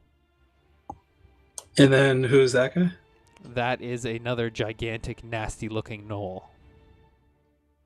So there's 4 gnolls in here. There. Yes. Yeah. And Jack, who happens to be in the right place at the right time, sees through the barrels the Huntmaster Gnoll, and when you kind of make eye contact, he ducks down to try and hide again from you.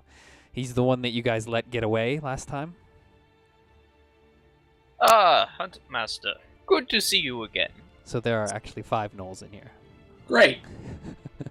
The Kashatri, the head Gnoll, he sees you kind of eyeballing him, and he takes another big snort of cocaine, and he looks over at you, Herpes, and he's like, Aren't you gonna join your friends?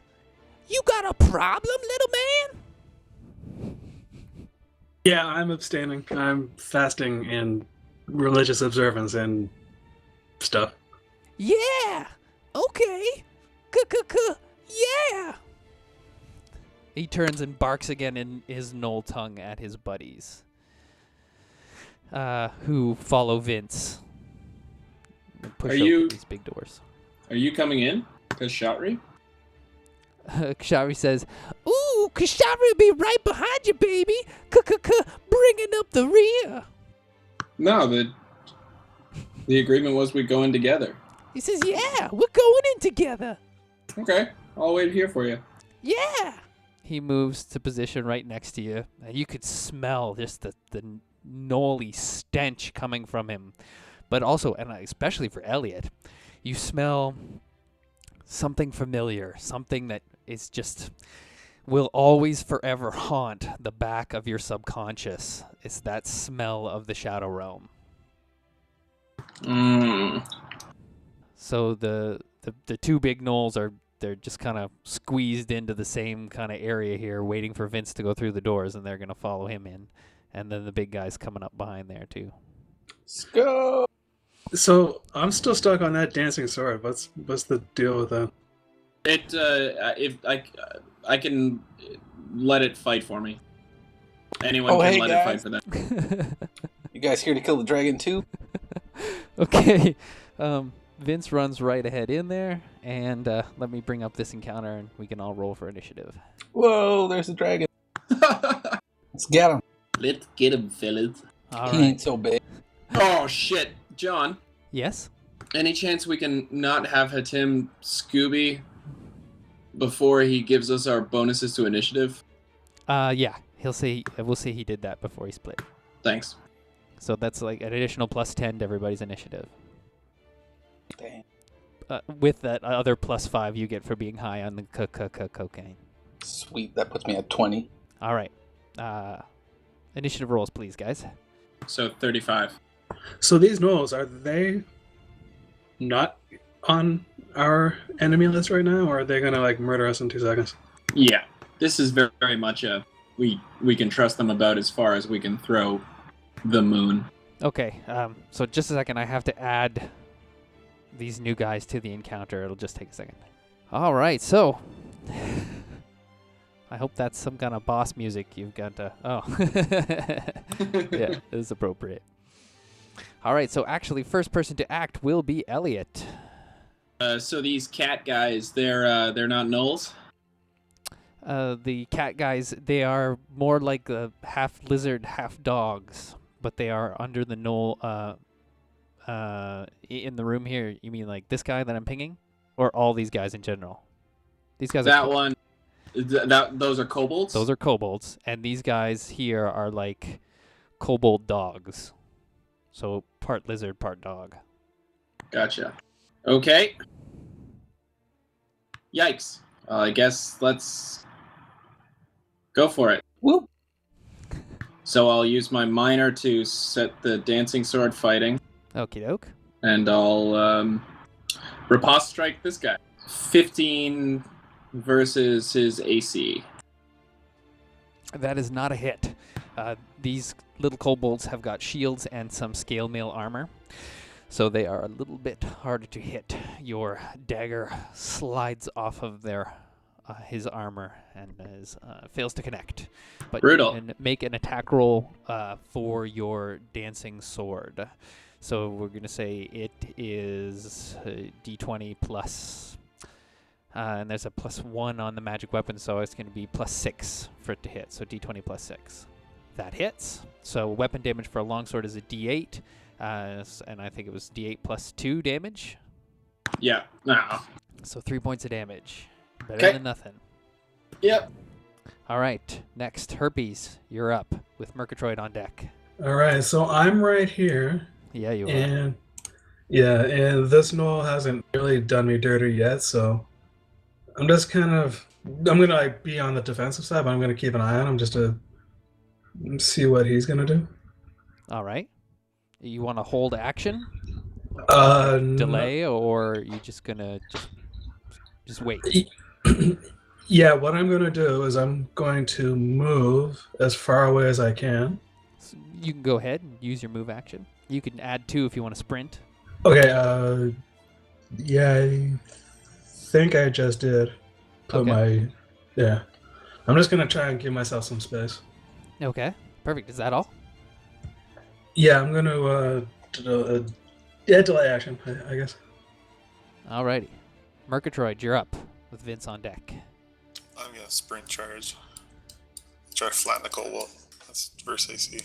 Excellent. You run right up to him and slam shield to shield, bolstered by your charge. Unfortunately, it's still not enough. His armor is a little bit more substantial.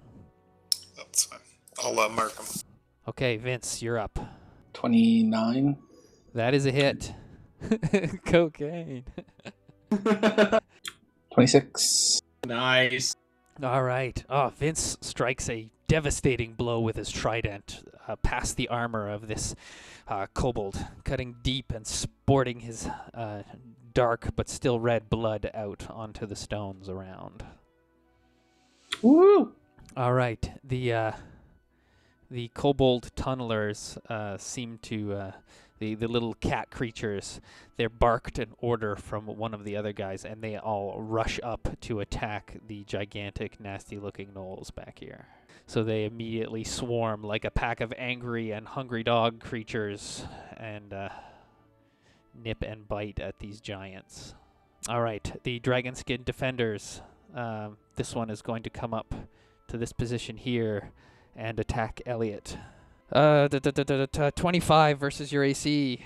Hit.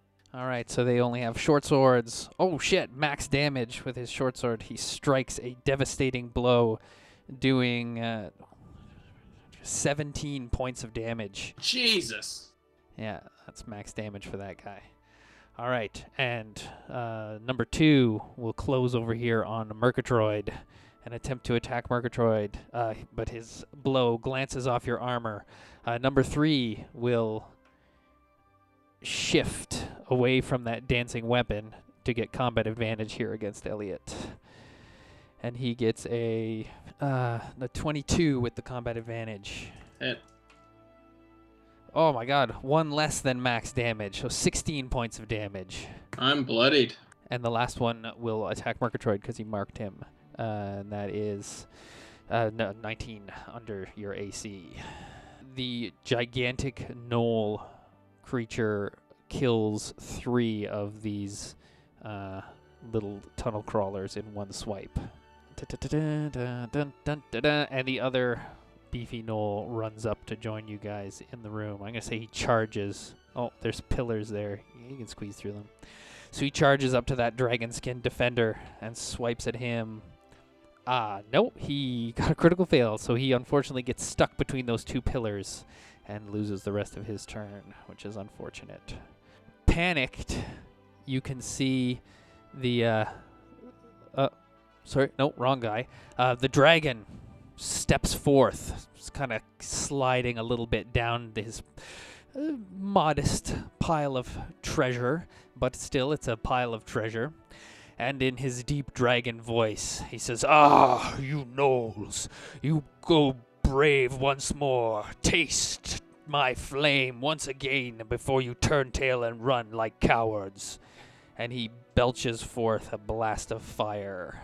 Yes, he blows a big fireball onto that gnoll, who seems to actually shrug it off, kind of spookily.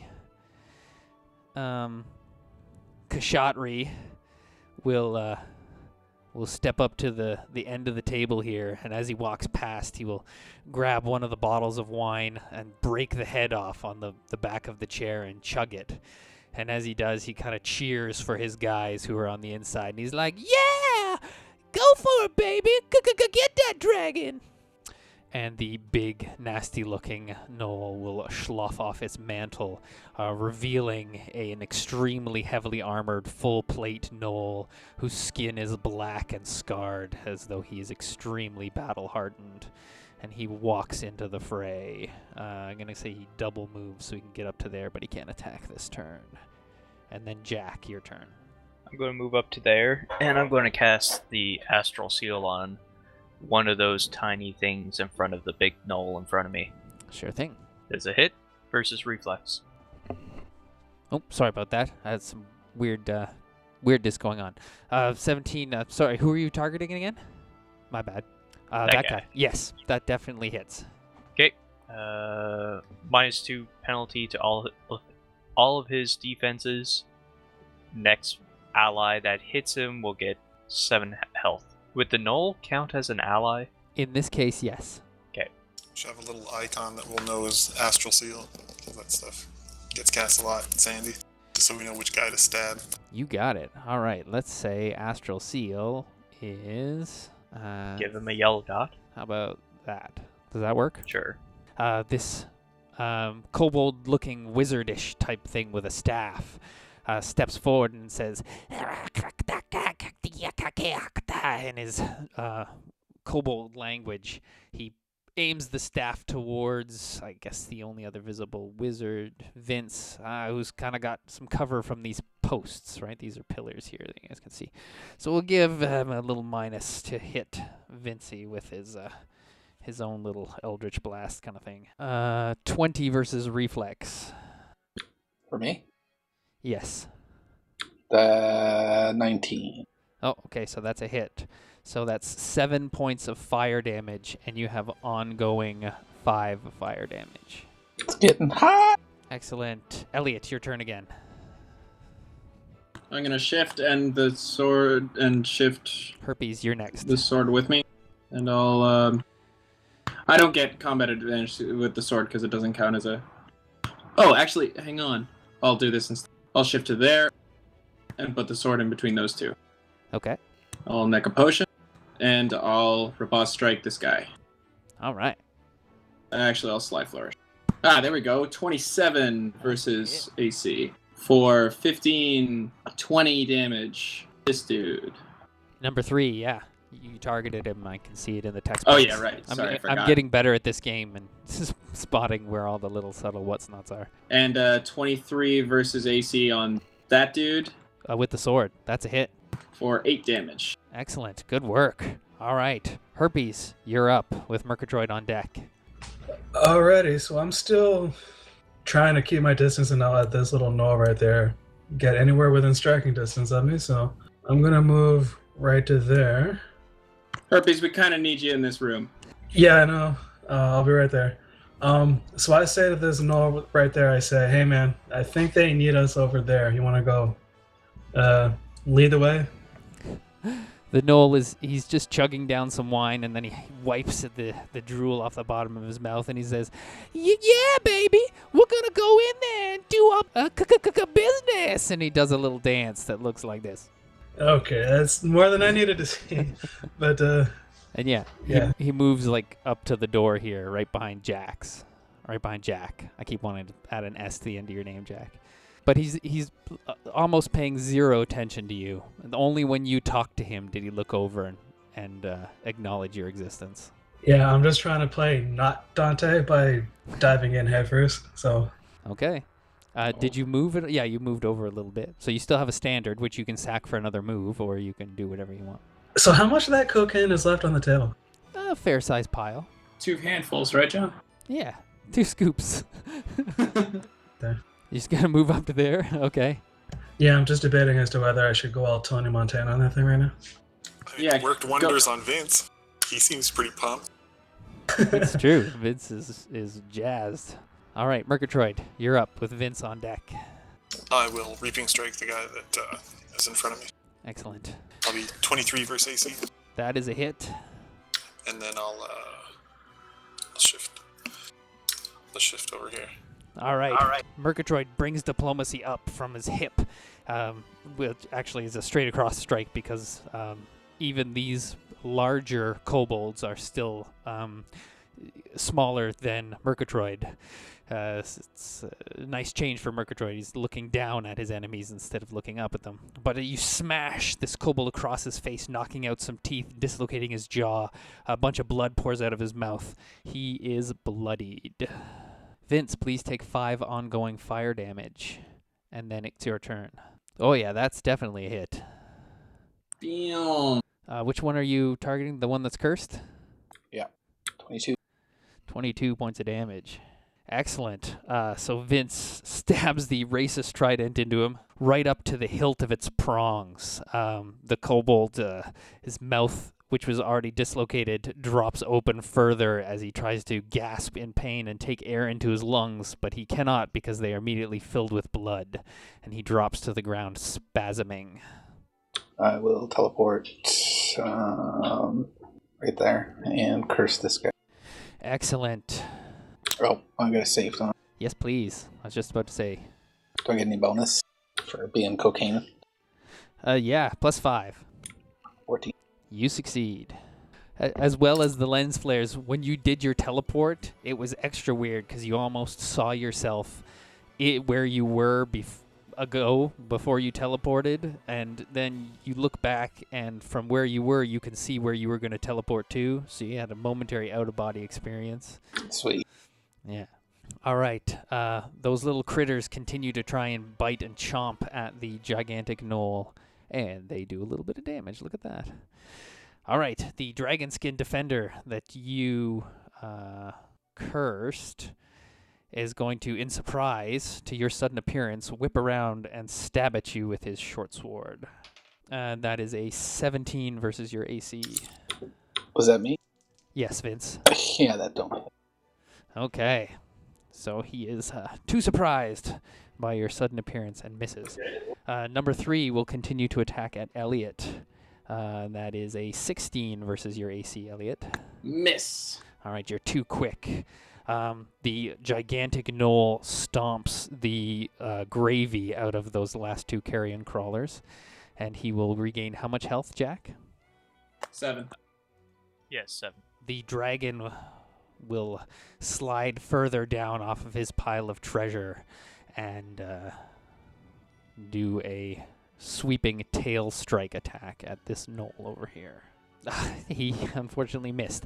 His tail smashes against one of the support pillars, knocking it asunder, and you can see that whereas in a lesser built structure it may have caused damage to the roof and walls, this particular temple was so finely crafted by the minotaurs of old that the loss of this one support column does not seem to have affected the structural integrity of the building. Kashatri kind of just puts one hand on Jax's back there, like one hand draping over your shoulder, and it's a shiver comes up your spine, Jack, and like the voice of your god screams out in pain in your head at the touch of this creature, even though it's light and friendly. And he says, yeah, baby, let's get into the fight.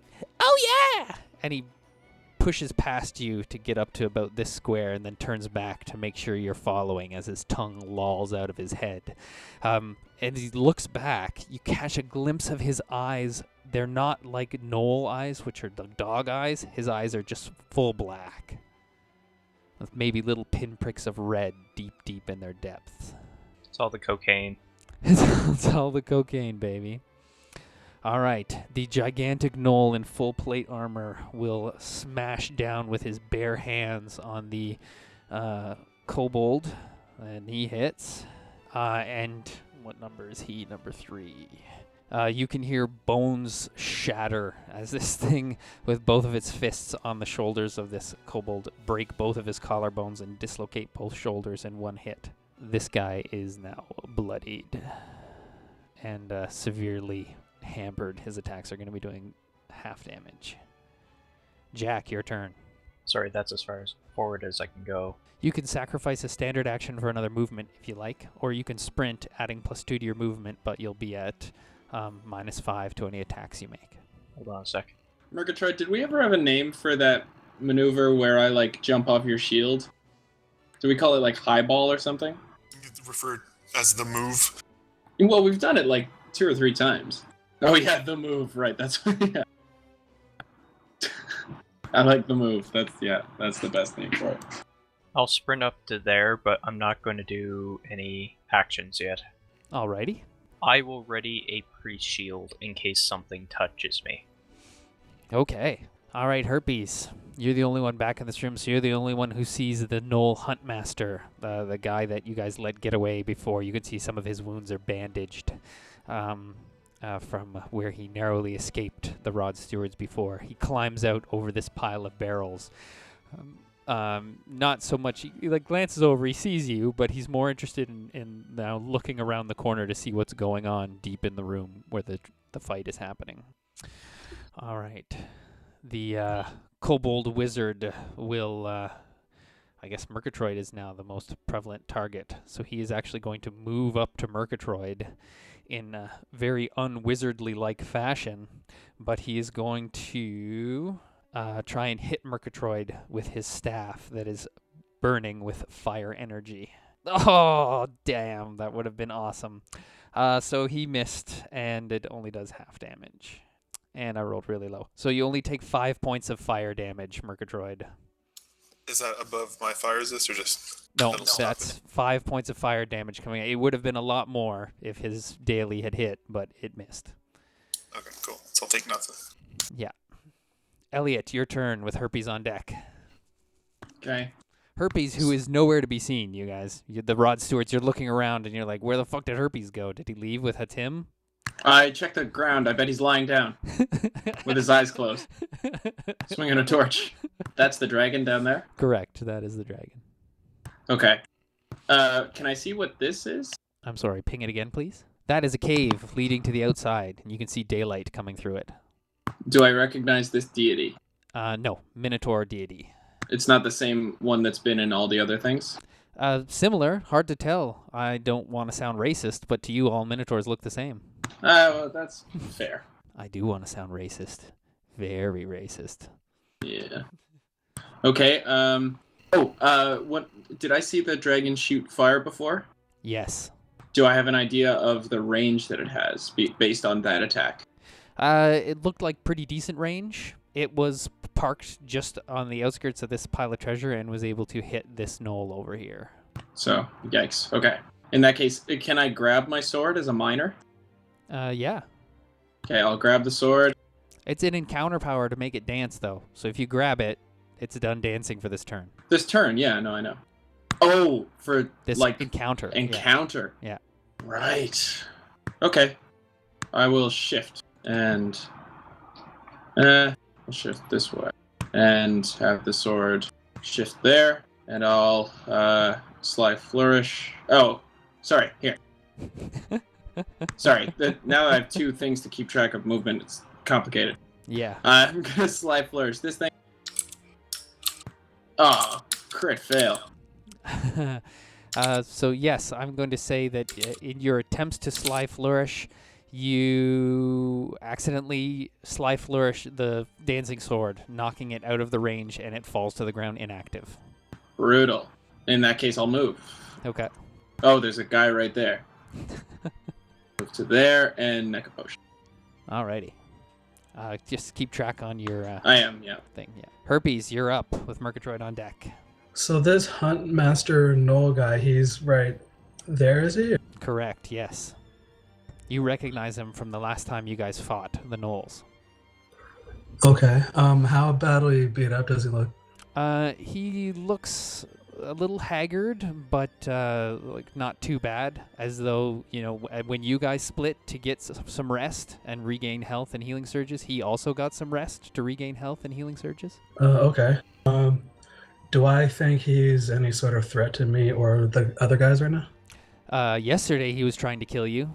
Right now he's not. Right now he's just kind of looking in, especially at Kashatri, to see what Kashatri's doing. He has a weapon drawn. He has his longbow drawn with an arrow in his other hand, but the arrow's not knocked, and he's not actively aiming it at anyone. Okay. I'm gonna say to this Hunt Master Gnoll guy, I'm gonna say, we can end this, but let's just end it later. We got bigger fish to fry right now. He kind of looks over his shoulder and then just chomps his mouth at you like... I'll take that as an agreement, is what Herpes would say. Yep, that's fine. On this table that I'm standing right next to, are there any more body parts? Yeah, you're kind of looking over at the table and you think you see like a couple fingers, maybe. The meal has been consumed. Apart from like in the center of the table, there's a big pile of fresh fruits and some like freshly baked biscuits and some nice cheese. And now you can see like some candies, some Turkish delights, some delicious fig cookies like from back home that you haven't seen in a long time. Just looks delicious right in the center here. It's all fresh and looking wonderful. But as it goes out to the outskirts of the table, that's where you see it's all raw meat and blood-stained plates and tipped over smashed bottles of wine. And the giant pimp chalice that Kashatri was drinking out of is sitting by his place at the head of the table. You kind of can look over the lip, and it is full of what clearly to you is blood. All right, I'm going to grab the little pimp chalice, and I'm going to kind of walk right up to here. Okay. A thought strikes you as you're walking up here with the pimp chalice. Jesus, it's the chalice of the dragon's blood. Is that you're like, you know what? All those gnolls that we killed the other day, didn't really see their bodies lying around. You look back at the grisly display of meat and bone on the table. So all those are gnolls on the table? It's hard to tell now. You now that you're thinking about it, you see like patches of fur, maybe. It could be fur or hair. There's no recognizable... If you gathered all the bones together and spent some time putting it together like a puzzle piece, you might be able to assemble a skeleton, but it's hard to tell. Okay. I'm gonna... So that pimp chalice, it looks pretty good, right? Like, it looks like it's worth something? Oh yeah, it's heavy too.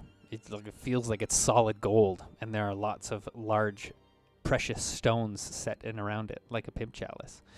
It's also about a third full of blood right now.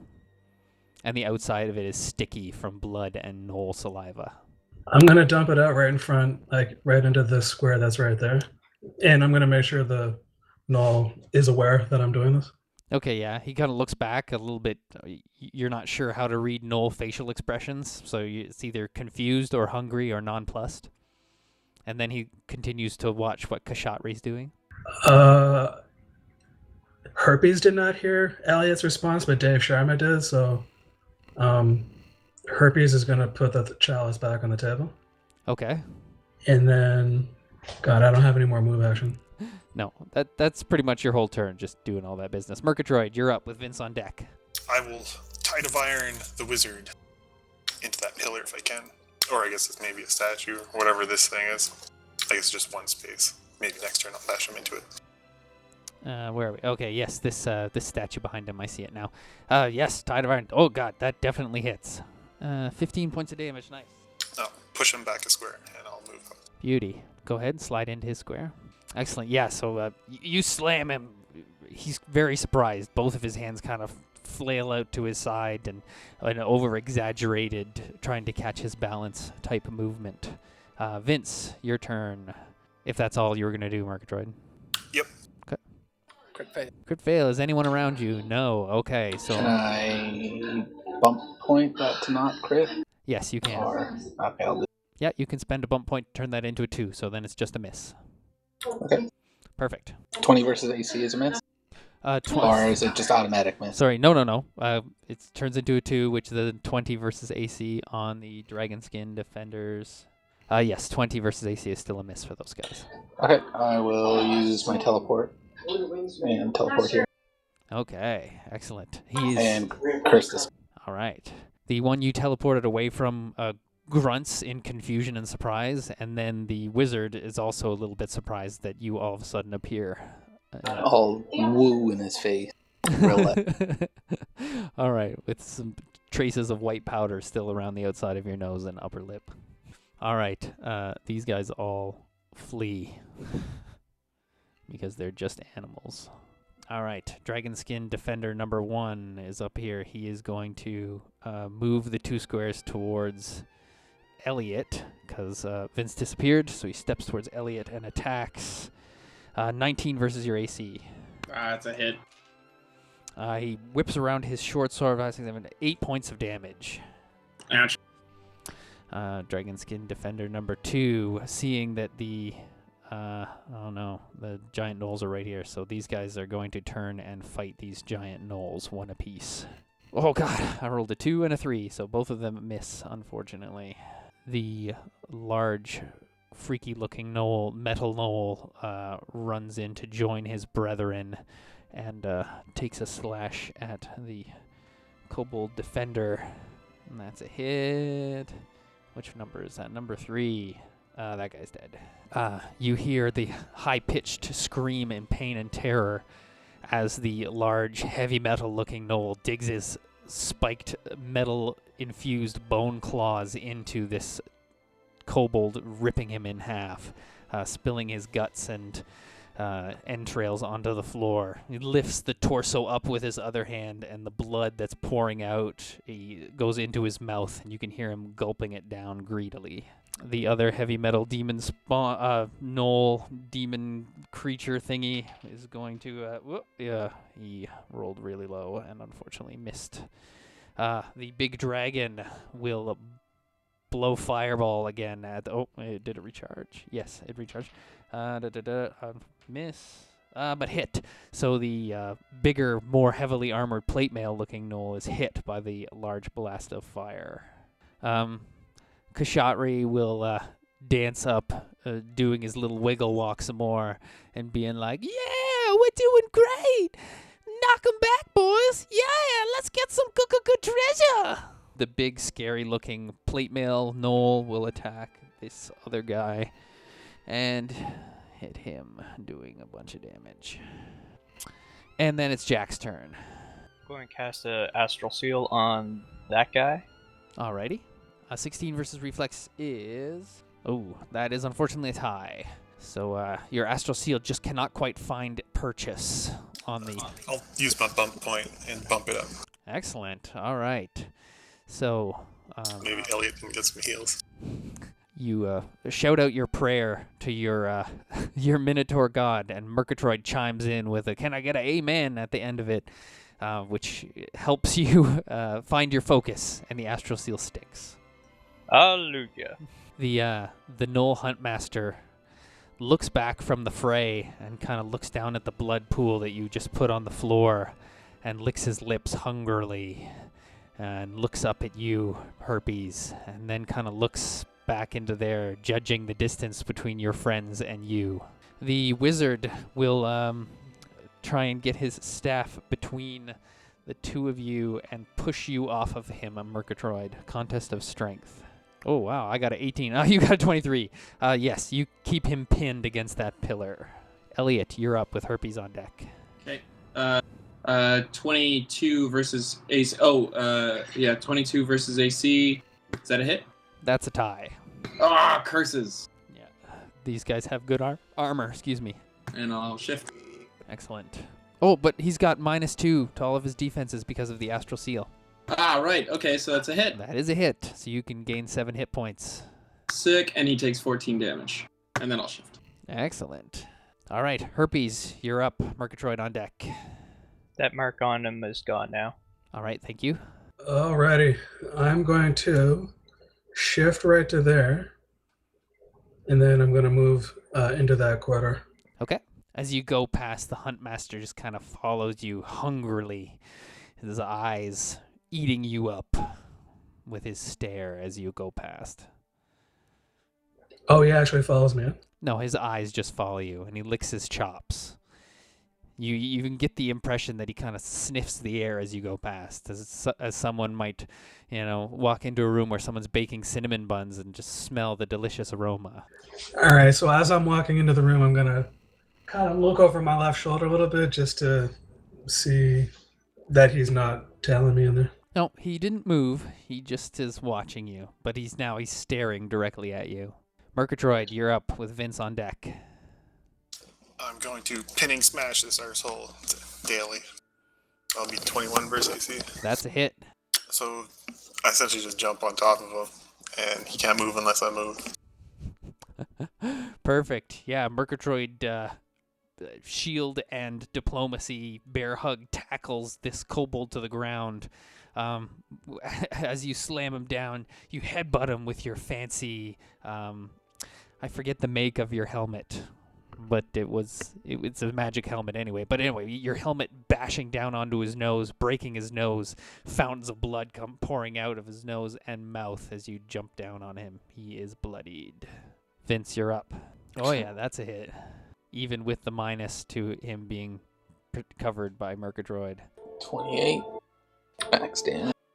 28. Okay, so the only part of this poor creature that is not covered by Murgatroyd's bulky frame was his head and neck, and with one sweeping Tiger Woods-inspired golf swing of your trident, you decapitate this kobold, his head rolling several places before stopping to move. I'll teleport behind this guy. All right, the fray continues between the Gnoll demon spawns and the Dragonskin defenders. Excellent. Okay, so this guy here is now bloodied. You guys can see out of the corners of your eyes while you're engaged in your own melees. These gigantic, beefy creatures just slashing away on this poor defenseless kobold. This guy actually moving over here to fight with the dragon himself and getting bit in the process. And Kashatri moves into position over here and continues to pump up his guys, saying, We're doing great, team. We're gonna win. Yeah. Then we'll all go back to that other room and have some more cocaine. Jack, your turn. Sorry, I meant to move there. I'm just going to attack the guy in front of me with a pre-shield. All right, let it rip. Versus AC. No, these creatures have a abnormally high AC due to their scaled armor. Hold on. Yeah. Okay, I'm done. Unfortunately, your attack glances off. The Gnoll Huntmaster will... Herpes, you see out of the corner of your eye now that you've left the room. He does a quick look around to see if anybody's watching, and then drops to all fours and begins lapping the blood from the floor where you spilt it. Elliot, you're up with Herpes on deck. Okay. Is that just a pile of wood?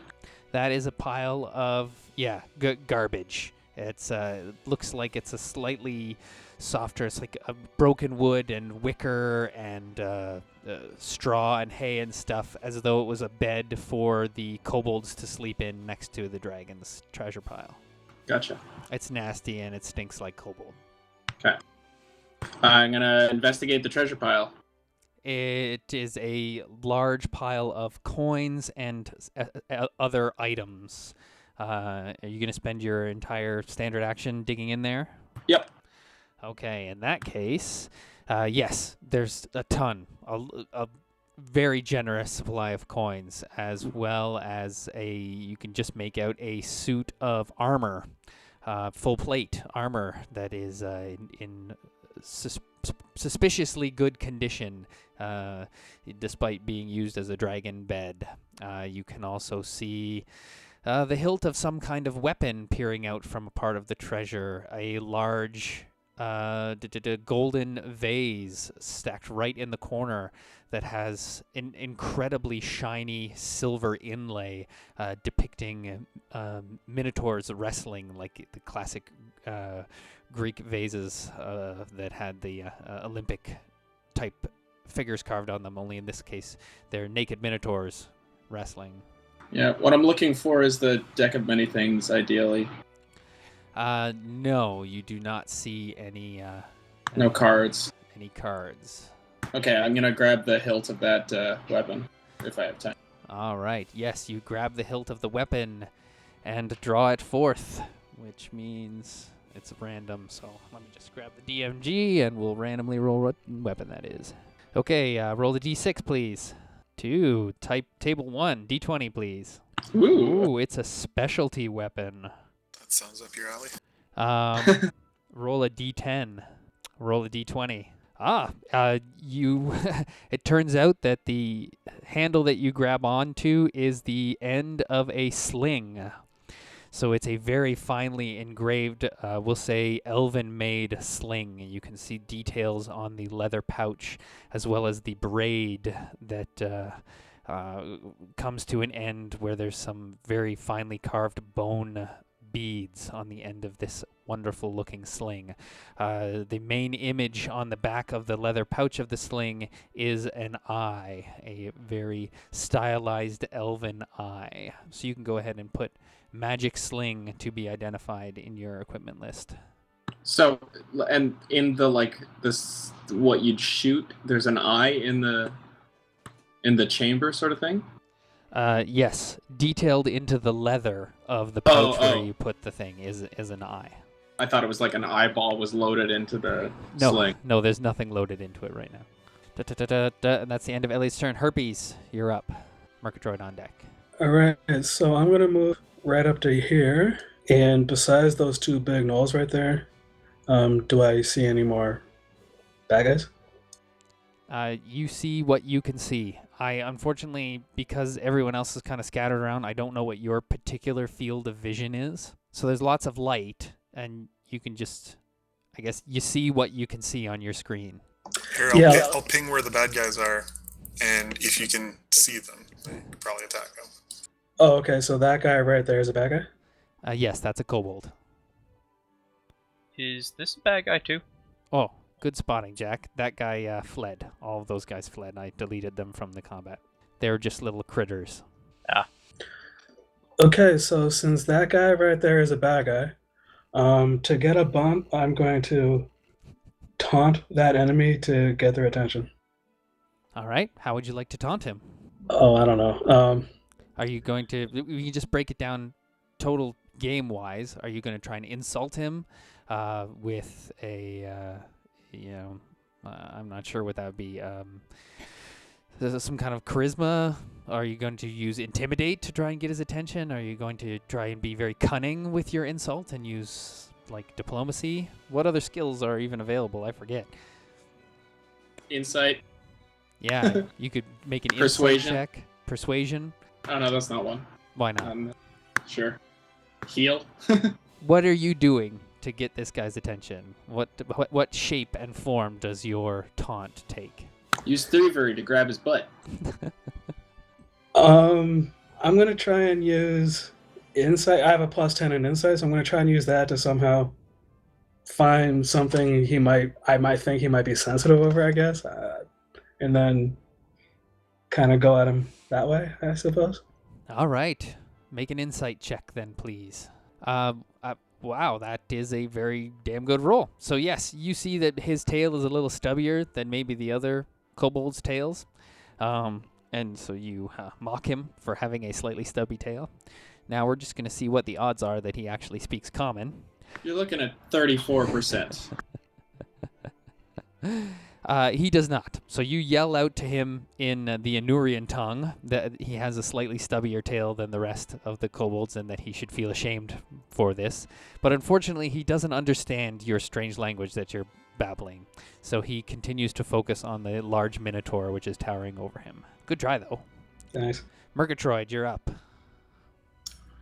I'll move around this way and then smack on the kobold. All right. 32 versus AC. Yeah. Oh, that's a hit.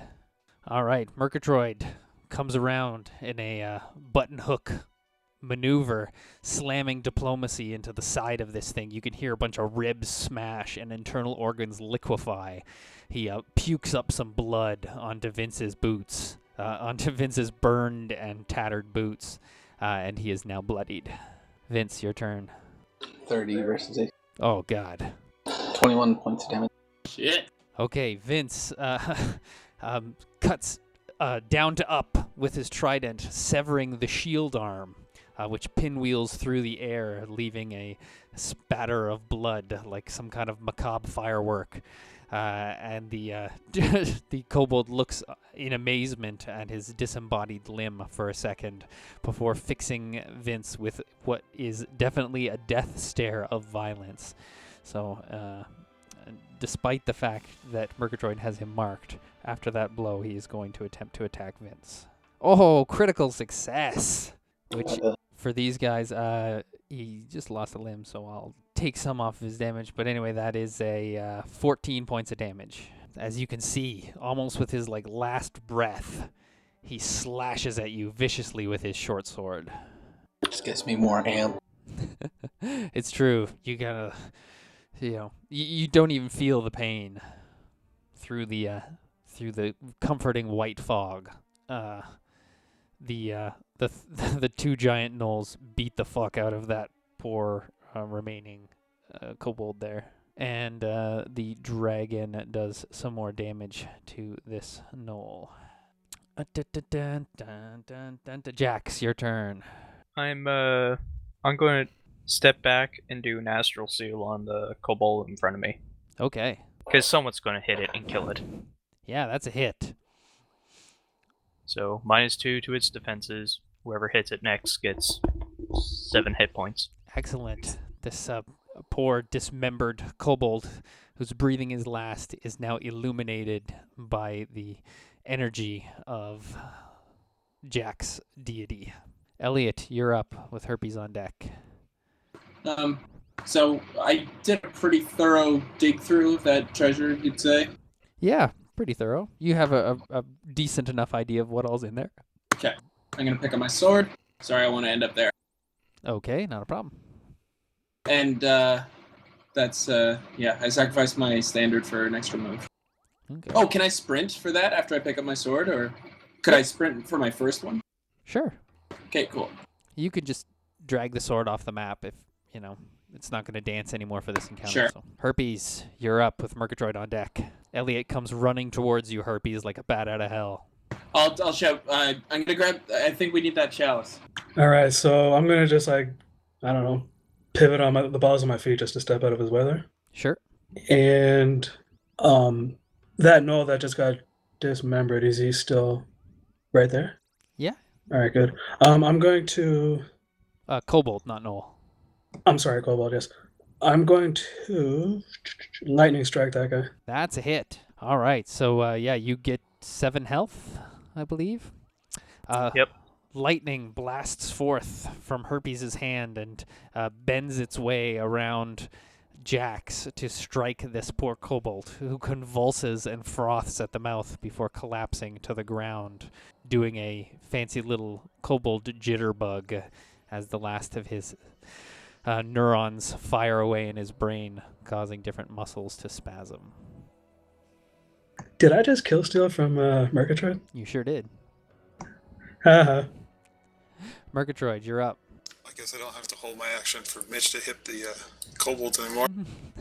So the only thing I can see left that's technically not attacking us right now is Dragon. Correct. And Herpes, you can't have more than your maximum health. You overflowed a little bit there. So I'll do my regular move to here, and then I'll charge the Dragon. Oh, sorry. That guy died.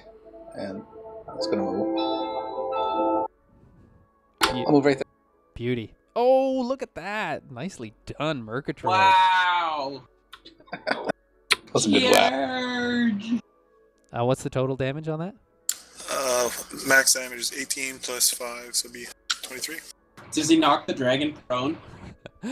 It's a 4-legged creature, so he can't really be knocked prone, like trying to trip a dog. It can optionally probably fly, too. It does have wings, but you definitely get its attention. Are you marking it? Yeah, I'll mark it. Excellent. You bring diplomacy down, smashing it into this thing's tail, which you crunch a whole bunch of the scales, and beast howls out in pain and surprise. Didn't even see you coming. Whips around and stares at you with its glowing, fiery eyes. Vince. Actually, instead of marking it for my minor, can I reach any treasure? Yes.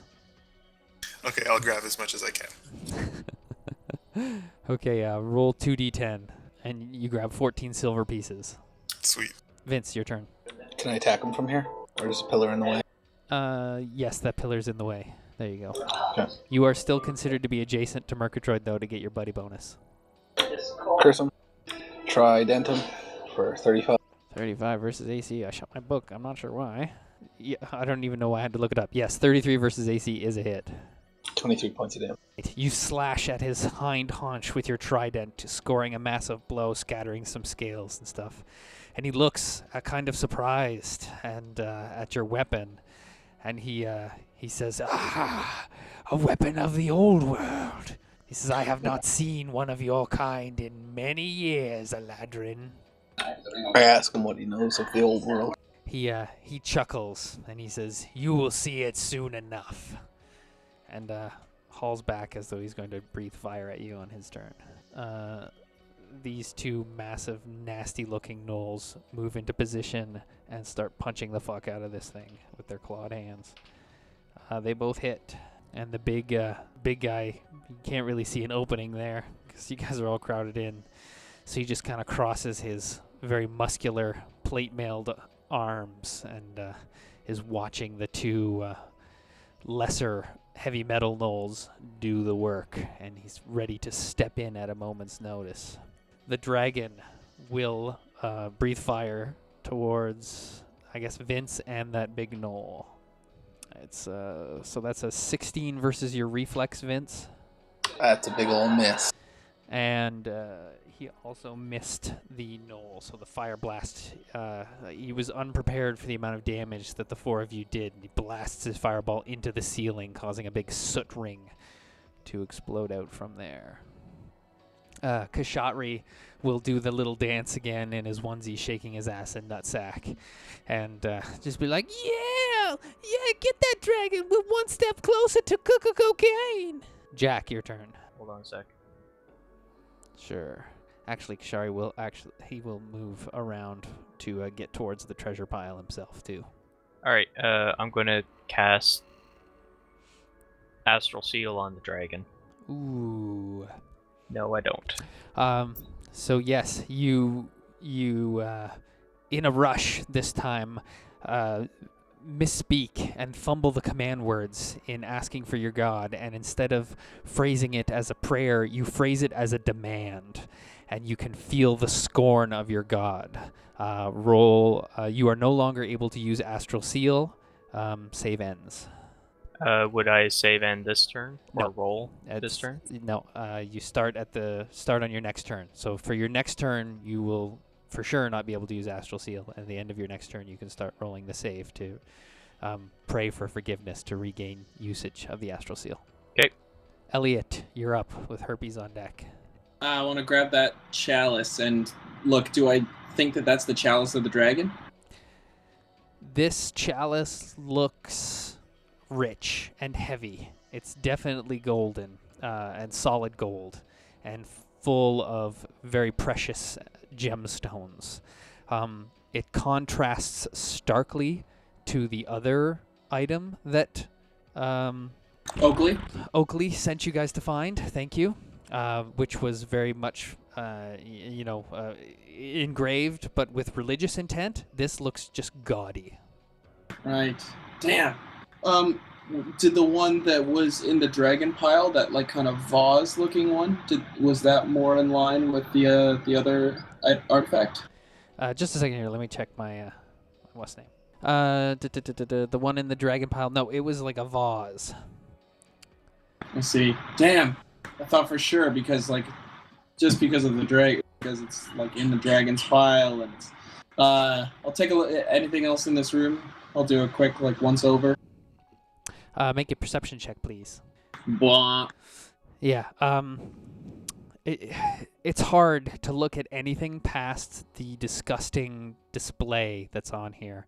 However, now, as you remember the big plate of fruit and other delicious delectables, you look at it now and they don't look so delectable anymore. Now the fruit just kind of looks plain, and some of the biscuits, they look stale, and it just doesn't look as appetizing. Were they in a bowl? Yeah, they were kind of arranged in the center of the table. But not like in a vessel. Oh, the fruit was in a bowl, yeah, for sure. But the biscuits weren't. They were just on one of these silver platters. Right. If I still have time left in my turn, I'll examine that table. I don't think we're going to get another chance to... I think it's going to go tits up with these Gnolls. Yeah, you kind of did your perception check around the room, and that's... So to further investigate the table, you'll have to do on your next turn. Yeah, no worries. Herpes, your turn. Okay. That dragon that's down there, I'm going to try and taunt it to get its attention. Excellent. In what fashion? I have a +10 in bluff, so I'm going to use it in that regard. Okay, excellent. Yes, you're going to try and convince the dragon in some way that you are superior and it is inferior. I like it. 16. What's this dragon's like? The dragon is not distracted by your meager insults. You still have a move action if you'd like to move. Yeah, I would like to move, actually. I'm going to move up around the... Beauty. Murgatroyd, you're up. Vince on deck. I can hit the dragon with a Villain's Menace, 31 versus AC. That is a hit. You want to put a little icon on him so I can remember I have that shit on there. Till the end of the encounter, I get +2 to hit and +4 damage versus the dragon. Yeah, that'll do. That little fisty thing. We'll just remember that it's a fist for Merc. Vince, you're up. 25 versus AC. That's a hit. 23 points of damage. All right, you slash at it, again, causing some scales to chip up, and you're digging down. You can see the flesh of the dragon exposed underneath the scales. The dragon howls a bit, and he says, "Oh, nothing stings like the weapons of the old world." He says, "So good to see one also filled with so much hate and bile." The two nasty Gnolls will punch at the dragon. Oh, shit, they both hit. Oh, excellent. Okay, so... Excellent. So as one of the gnolls punches the dragon in its jaw, which causes the head to lift up, the other gnoll punches it in the side of the face, snapping the neck at a terrible angle. You can hear the bones crunch, and the dragon kind of goes into a full body spasm and almost looks like it's vomiting. But what happens is this dragon's scales and all kind of fall away as though they were just tissue paper, and they leave behind the figure of an old man dressed in wizard's cloaks. Does the dragon count as dying? No, the dragon did not die. Just the wizard who had a polymorph spell on himself to look like a dragon lost use of that spell and is now turned into a wizard. He curses at the gnolls and says, "Yeah, you never would have defeated me on your own." Kashatri's like, "Oh, baby, the dragon was just a man. I eat man." But he, squeezes between these pillars and starts grabbing fistfuls of the treasure. The big guy over here moves to investigate this passageway. Let me see. 1, 2, 3, 4, 5, 6, 7. Yeah, he can get over there. Jack, your turn. I'm going to strike this nuisance down now. Oh, yeah, that's a hit.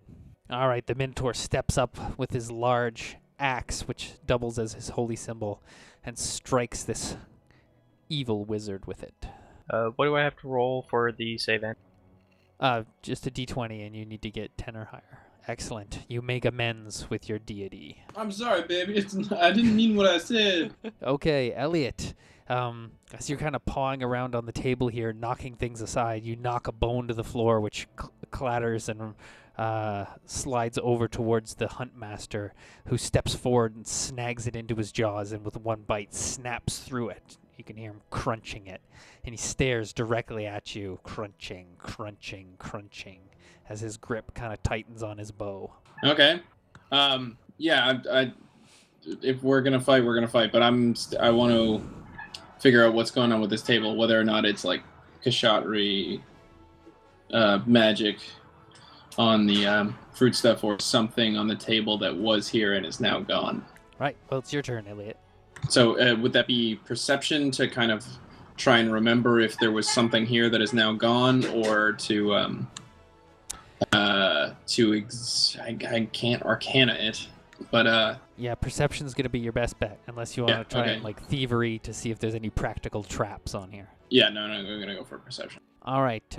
Yes, the only things missing from this table that were here before was the gnolls, including Kashatri and the other two, and the chalice, which is in your hand. Okay. All right. Push past the huntmaster. All right. You can hear like a low kind of doggy growl as you push past him, but he doesn't try to stop you in any way. Yeah, whatever. And I'll. Was my perception a standard or a minor? Do you think? Just with a 24, that could have been a minor. Yeah. Then I'll use my standard for another move. I think I'm running through the wall, but I'm not sure. Anyways, I get to there. Perfect. Herpes, your turn. Murgatroyd up next. All right, I'm gonna try again to get that bomb point. Tom Tawagas with